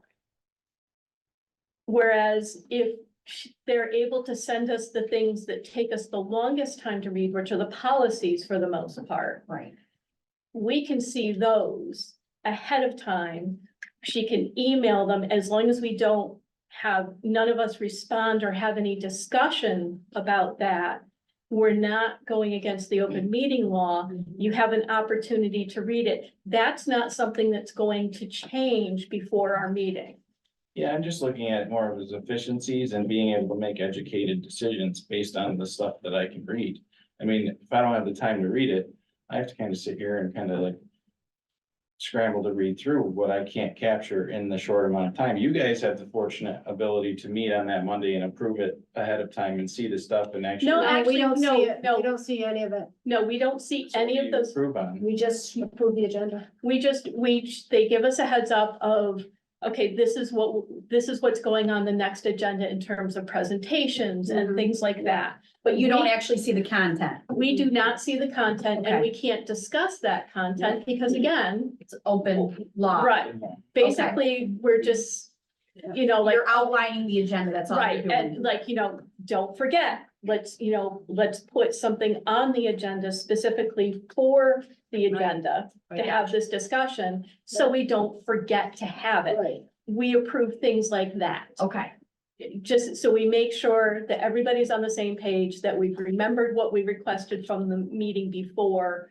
and things like that. Yeah. We don't see any of that backup information, Right. any of the specifics until you guys do. We don't get any advantage of that. Yeah, we didn't see the animal policy. Joanne just let us know she needed to make it and said she's gonna send it out early to us. What she did. Those are the kind Yeah. of conversations we. So Tom, like what you're saying, just not having enough time, because I could hear you on that. There have been instances where we've had a lot of documents to review. So do you think the compromise here would be, we don't want to hold up progress with faculty, personnel, all of that, such as resignations, positions opening, all that? You're okay with that, it sounds like. Is it more the bigger documents, like the policies that do take some time to read, to just get that maybe on a Wednesday or a Tuesday again? Assuming there's no changes to it, but again, no conversation, but to have it ahead, so we all have enough time to read, like the code of conduct, is. Right, and that's, however many. and I mean, that's why a large, Joanne said that's a it good, was the month before. right, that's a so good that- example of, I thought that was a good way to handle Right. the, that item on the agenda. So what do you Give it think to about? me in digestible chunks. I mean, when it's, feels like a document dump of like 400 pages on a Friday at 4:30, that's a hard one to cover. You know what I mean? And 400 maybe over assessment, but I mean, if you look at some of the contents of some of the previous meetings that went till 10:30, 11 o'clock at night, it's difficult to review. Do you think you could publish on Thursday, Stacy? Do you think that'd be uncomfortable for you? What's your thoughts on that one? I think that if, I mean, there's still going to be maybe some things that come in. I mean, some of our documents that we get in come from outside places, but there are things that we, you know, those of you who've been here, you know that some of them are every single year, this month it has to be approved. Okay, so say, you know, other places have their own things. They know every year we send this at this time or whatever, so. It's the mechanism of schools. Right. Yes. And if they don't send it to you in a timely manner before that Thursday, but they send it on Friday like they do to everybody, then.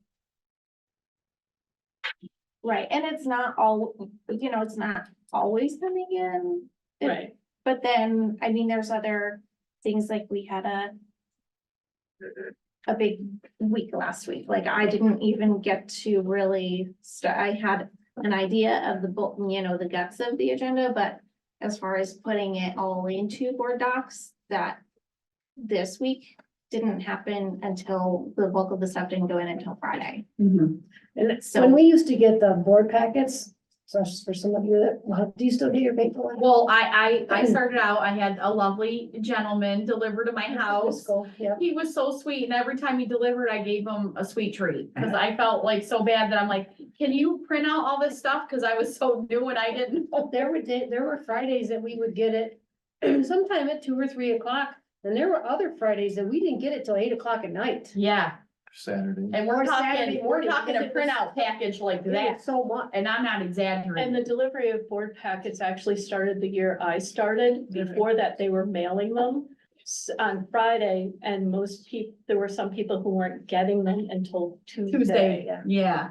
I mean, we have progressed from that. So I feel but- like I get it early now. Yeah, I mean, it just feels like we're getting set up to fail. I mean, because it's like, well, I have to prove this stuff and then, what was in here and why did I miss that the first go around, or what didn't I see, or, you know, and then it's like, I have questioned myself on some of the stuff and reviewed it post meeting, so I don't wanna have that, you know, second thought. I wanna know that when I'm coming in here, I'm prepared. But are you talking about the things like the things she sent out this afternoon, or are you talking No. about in general? I'm talking about in general, like it's the stuff she sent out this afternoon, like, you know, resignations and stuff like, Okay. that's acceptable. That's Okay. gonna happen. I just But want to there's- make sure there's I'm certain known understanding. entities, and like the things that I was referring to, like in Google Docs, the document creation dates were weeks earlier. So, well, creation Nothing dates, was Never was it, yeah. Never, ever. I'm sorry, but that's not if true. I still had it, I could show you. I would like to see that because that's. Well, sometimes when you have an old document and you transfer it over, It still has the old- the data Right. has get connected. In fact, Yeah, make what's copies. very interesting is one of the, It could be like a policy. one of the policies, no, Yeah. I know what it is. It's gonna be this thing. This, Oh.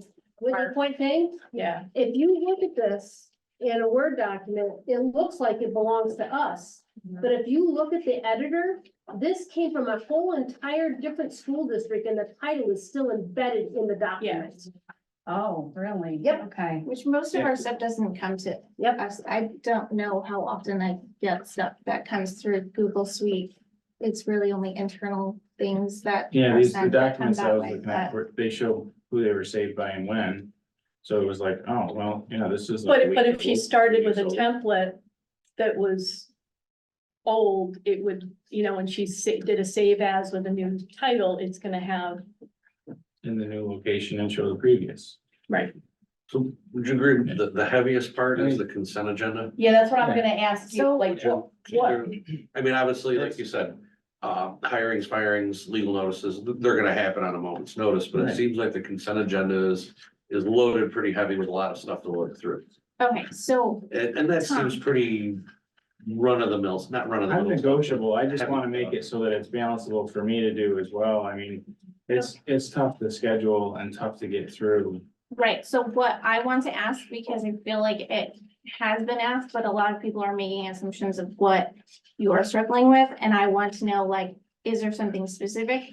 Or like Eric's now saying, is it the consent agenda? Like, I want to know what is your issue with, From a what do negotiable. you need earlier? From a negotiable standpoint, whatever you can get me earlier. How's that? That I'm doesn't willing seem very to- specific. Well, I mean, I don't need to be specific. I don't want to give you tons of work to get this done, but at the same time, it's oodles of work on us as well.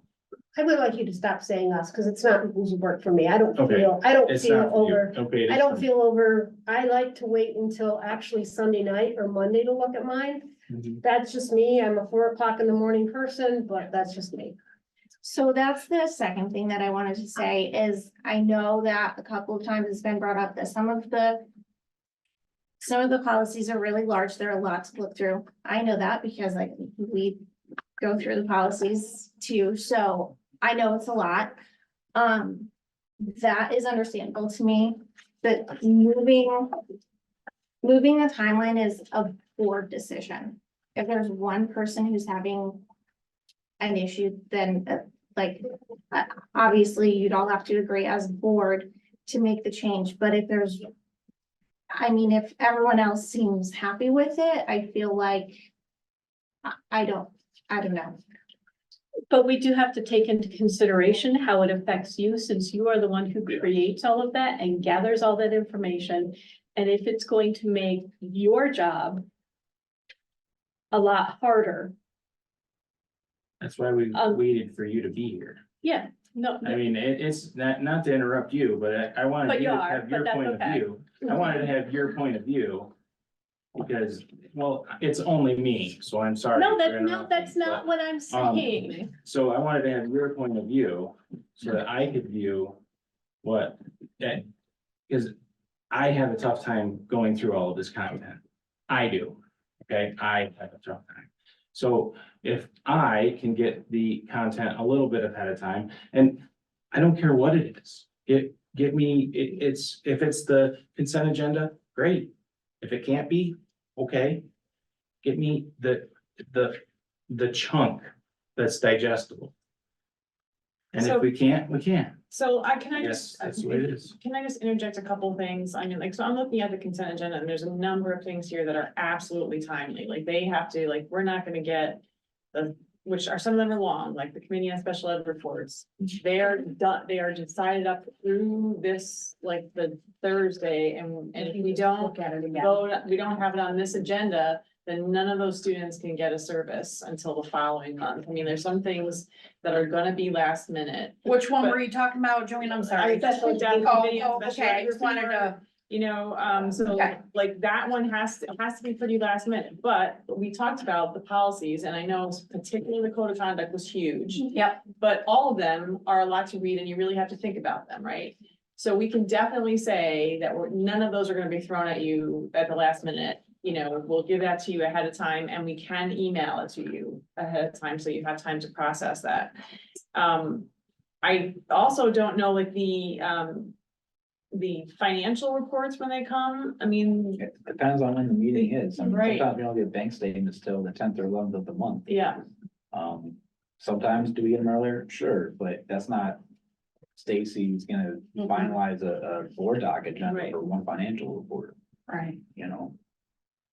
I mean, That's- we can go through and figure out everything that we could possibly pull out that's not, that would be a lot of reading. I mean, most of the appointments and the resignations, they come all the time, but they're quick, you can look at that and just, And Those are logic, things you look at and follow right away. right. It's something that you can't follow. right away. The food process sheets again. That's why we put them in the consent agenda. Right. No, and Right. it's like, I don't know the stuff that I can skip over in this consent agenda, like maybe that food process. Well, you don't skip it over. It's- What Chris is saying is the reason that's why they asked me that very specific question. They put it in the consent agenda, so they don't have to read all of this. They're expecting the You used to board. read every single one of Right, these. they have us go through, we read it on our own, and then Stephanie doesn't have to read it all, but it was exhausting. I was actually here for that and going, why are we reading all of this and wasting 20 minutes? 20, sometimes it would be an hour. Fair enough. Right, So, but in my opinion, which I have no problem expressing my opinion, I think what you present on Friday is reasonable and fair, as long as we can continue to provide those policies ahead of time, because those are time consuming. I personally like to really dive into those and understand it, because that is the rule, those are the laws of the school. So I take that very seriously, and I want to have an ample time to be able to go through that 3 times and feel good about it. So that would be my proposal, is if we can do that, and you could send that via email with no interaction, so we don't go against open law discussion. But everything else on here, yes, it's a lot sometimes, and yes, it takes up my weekend, but I signed up for the position, so that's my vote, and I'm gonna end with that. So I'm good with how it is, as long as we can get the policy. And just add, and we can just keep an eye out for anything that we can possibly send ahead of time, anything you. that might That's be all I want. lengthy. Yeah. That, That's you it. yeah, know, I can That's agree it. with Tom on that. If there's Yeah. a That's all I big want. chunk coming at Yeah. us. It's. Those chunks, If you Yeah. can heads up We it can't- sooner, yeah. great. Yeah. Cause Stacy, in your opinion, if you set a deadline for the staff and administration that, hey, if you want it on the agenda, other than HR issues, you gotta get it to me by Wednesday. Do you really think that's a motivator to get people to submit things sooner? I mean, cause you've got, it sounds like you have a lot of outside sources Outside of. that you district. cannot control, and you cannot set, you can't tell New York State, hey, I want it by Wednesday. Exactly. So that's off the table. We can't. I mean, internal, we could say, hey, we need it by Wednesday to get you on the agenda, but that affects a micro community versus Yeah, that's where your a information. small percentage of, Can I make just a small recommendation? When they started doing the consent agenda, I felt a little overwhelmed with that too. But I do take the time usually as soon as I get Stacy's email, say Friday night, Saturday night. I do look at the consent agenda quickly. And I think, wait a minute, I don't feel I'm gonna know this well enough.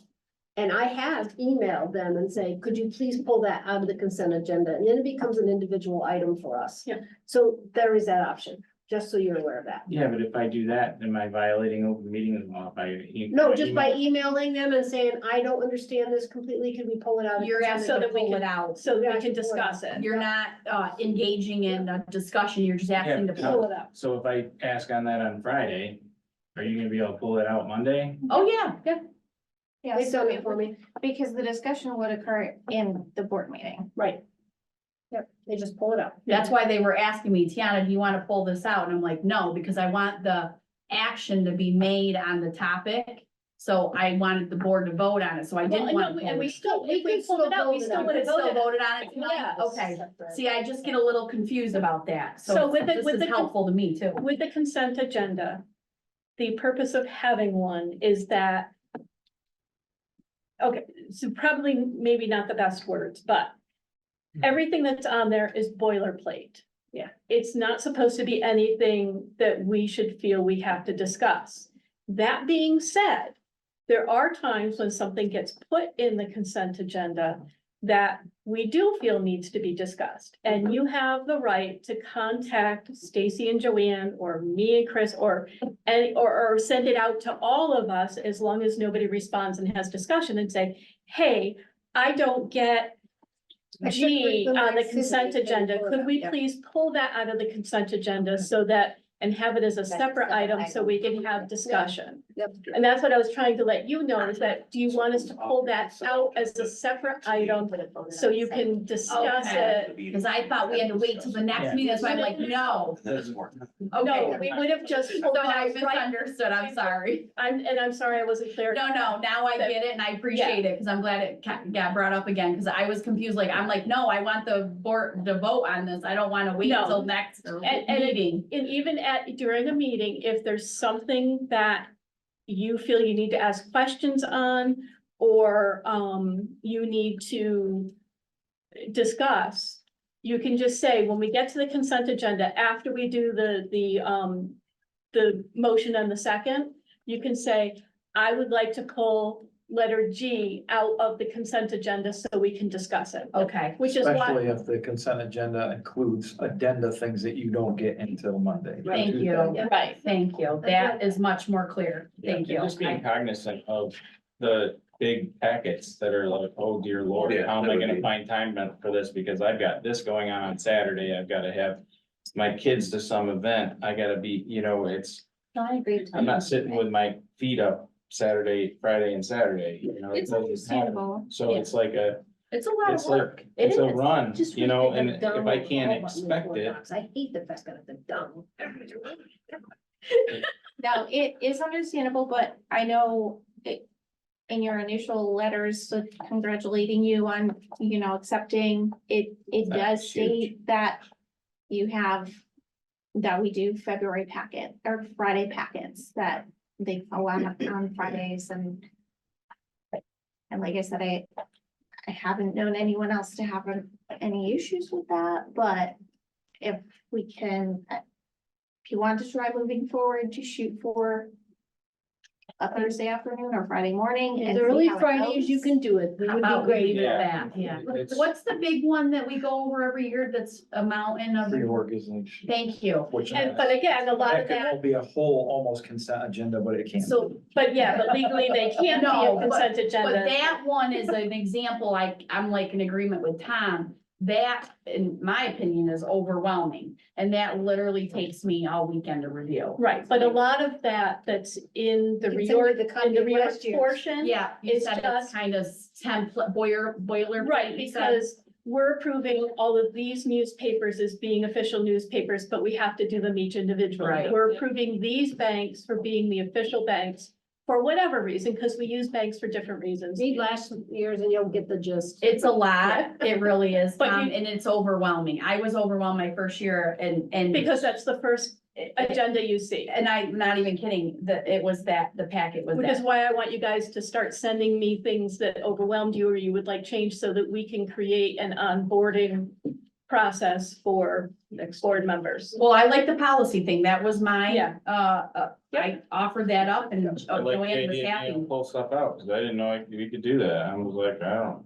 Right. I'm looking at it, it's freaking, it's mind blowing and Well- it's way too much. I'm looking And if at it's like, this is- confusing and you have questions, You would appreciate the fact that we used to have to do every single one of them. Well, I'm glad I don't. Read all of them. But just to point out to the CSE recommendations, you cannot have discussion on. No, you can't Yeah, talk about that's them. at all. Yeah.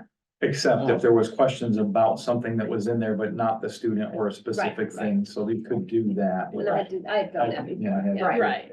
And I don't know if it helps or not, I know when I started doing this, that's when I did have 3 children in here and I was coaching youth sports and doing all that. No, and so it gets easier. Oh, I hope so. No, I'm just saying your first year is overwhelming because there is such a huge learning curve that I usually, when I get mine, I just look through it. Like I just go through really, really quickly just to see it. And I'm like, okay, I'm That's gonna why take a I lot got more it. time on this one. And this one's gonna take a lot more time. And that's how I did it. Yeah, It does get easier to kind of know what to really put, like what's gonna really take more time. And in the beginning, everything did. But, Yeah. and I can appreciate it. It is. Going to music events, sporting events, doing this and that. That's why I liked having it in paper, because if I You was could at sitting in the car, I was Right. doing it, or if I was You at could at least lunchtime refer at to work, it. I would Yeah. pull it out and I'd be able to Yeah. read it wherever I was, and Yeah. I just got, so I could do that, so if for anything, it gets a little easier, I do agree that sometimes it's almost like, and I feel terrible when I come in and I have an addenda, and I'm trying to look at it, I'm thinking, oh my gosh, how can I even? I mean, I was caught off guard today, and it happens, I'm like, what, that was on? Yeah, I felt bad for the presentation because I wasn't able to pay Yeah. attention for some of it, because I had to look through the other stuff. I'm like, I'm sorry, I feel like I'm not doing a disservice. Because there's certain things that I couldn't cover, so it's like, for me, it's, okay, I'm doing the best I can. and if you're uncomfortable ever voting on anything, you have the right to abstain. And you can say, I'm abstaining because I wasn't able to review it. You can do that. You know, it's like, because we all abstain for things for different reasons, whether, you know. But if you feel uncomfortable voting on something, you can say, I'm abstaining because I didn't have a chance to review it or whatever. You know, and I'm sorry that you guys didn't realize that you could pull things out of the consent agenda. Well, I might have, I'm sure you guys told me, but I guess I But didn't sometimes you forget. understand it quite. And I thought I understood what you were saying earlier, and now I really understand it. Yeah. But I will piggyback with what Tom said. My first year, ask these guys, I was all by myself. Everybody else had been on the board forever. They did. I was all by myself and I was extremely overwhelmed and I asked so many questions. It's way better this year. But I'm we still want- learning. But we want you to ask Right, questions. but it's way better for me this Yeah. year than it was last year. I'm gonna just interject something. Yeah, If we need to continue discussing this, Yeah, that's I know. fine. I know, I just wanted to remind everybody We that got an we're looking, executive session we have an tonight still. executive session after. okay. Oh my gosh, yeah. So, I'm okay. done. but if Yeah. you guys wanna continue discussing, that's fine. I No, just good. wanna, But I just wanted to share that it does get easier, Tom. So, The agenda, we need to shave it. Specifically. okay, that brings us to our second and final opportunity for comments from the public. Is there anybody who would like to speak? I would like to say, I'm on Houston, and I see principal, thank you all for the wonderful opportunity. Thank you, Molly. Thank you, Molly. We wish you luck on your future endeavor.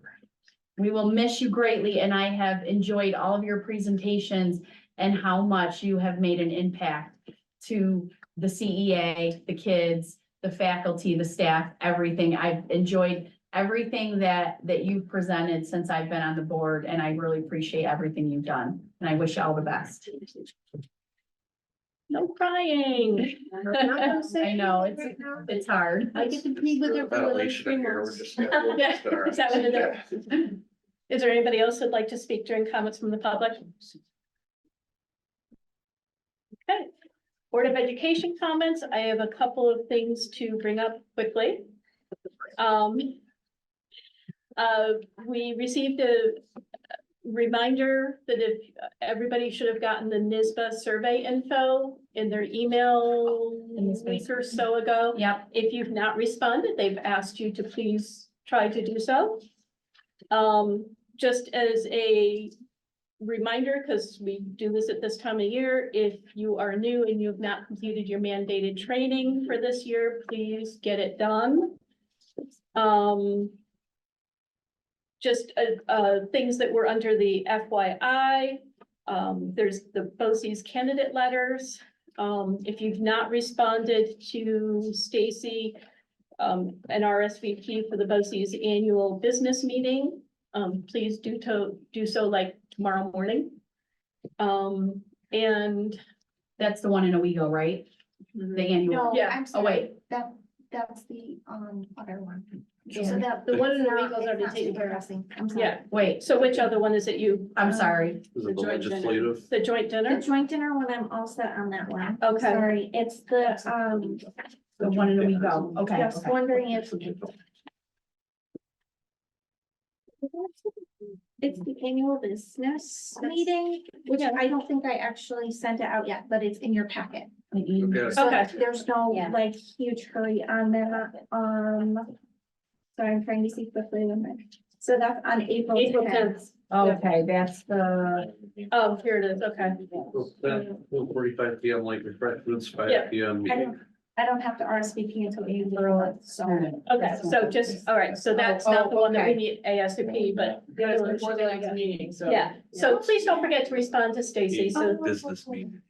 um, and Chris and I have, been discussing super eval and moving forward with that. One of the things that we absolutely feel like we need to do is schedule a work session.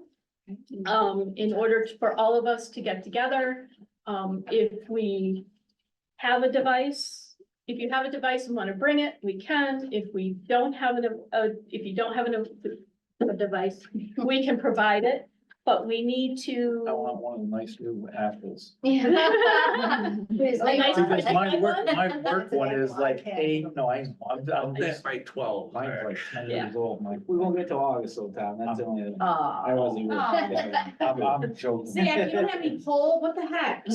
But Whoopsie thing. what needs to, we need to set up a work session. We're Okay. not doing it on a board night only because Too much. Way too much. Too long. Do we need to And- set that up at a meeting or can we do it just communicating electronically?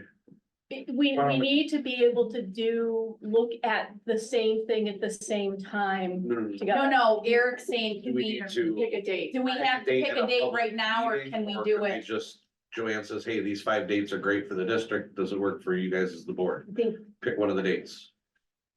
I don't think we need to. I keep wondering, we should waste time doing this now, so. Yeah, well, Well, so how, Stacy and I actually put together calendar dates and we can get them out to you because we have to put everything in schedule. We have to have a work session. Then we have to make sure we get our evaluations done. Then we have to review our evaluations. Then we have to have Joanne do her evaluation and we have to review her Yeah. evaluation. So they're very, so we put it, yeah, we put a Yeah. calendar together, so we could send that out and Okay. then ask you, we gave like 3 days. Could we Was do a that work in the- session? Okay, board package. So that And you no, have no, those like in the decide. evening, it's not during the day. Yeah, No, Okay, it'll be in the evening. okay, like And- 6 o'clock. okay, perfect.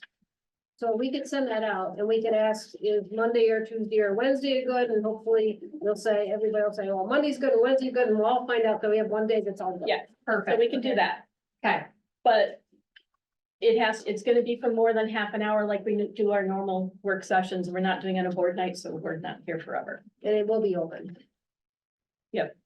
oh, It has to be open, maybe. well, I thought workshops don't have to be open. Oh, I'm a No, little- they do. It depends on What it is? they're encompassing. Okay, If we're going to be discussing, Just training, then yes, you can, but if you make any desire to talk about something else, it has to be an open meeting, so it's. Well, and you're gonna be talking about your goals to some degree, So we might as well make it an open so meeting. you can just. okay, fair enough. and one of the things you should have gotten was one of the things that you should have gotten was a list of the goals as we have them. Yep, And then a list of how those goals have been put into super eval because we had to do them in a slightly different format than how we have them written up now. well, I did, okay, we don't have access to super, I'm getting. Yeah, you do. You have Yeah, you do. access to super val, but what I did is I took we have 2 board goals, but really.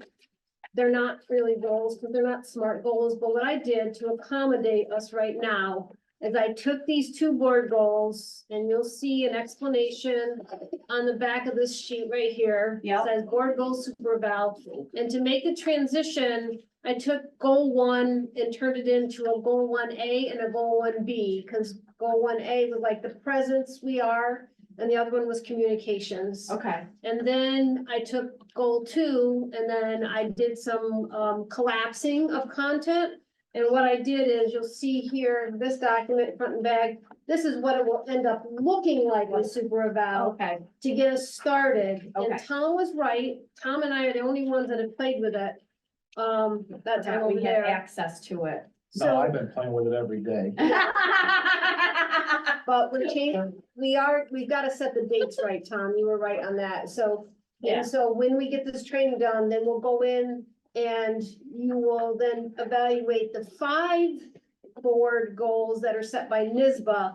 Plus, we'll be able to score these from our last year and then begin creating our Building it. system. Okay, because we didn't really have like a Yeah, right. solid But system. if you see anything I've made mistakes on or any corrections that you would like to see, Okay, do that. So when we do our work session, we can make changes. we can bring this back and Yeah. not for discussion Not, via email, but we can bring it back to when our meeting is. Got it. Okay, very good. I always wanted to know why they're not SMART goals. What does because that we're mean? supposed to make smart goals, but they're not smart goals yet. What makes them smart is what you gotta think. What's the difference? Is there an acronym for that? Okay, Yeah, that's why I was like, Measurable, accurate, okay. attainable, yes, they are. Right.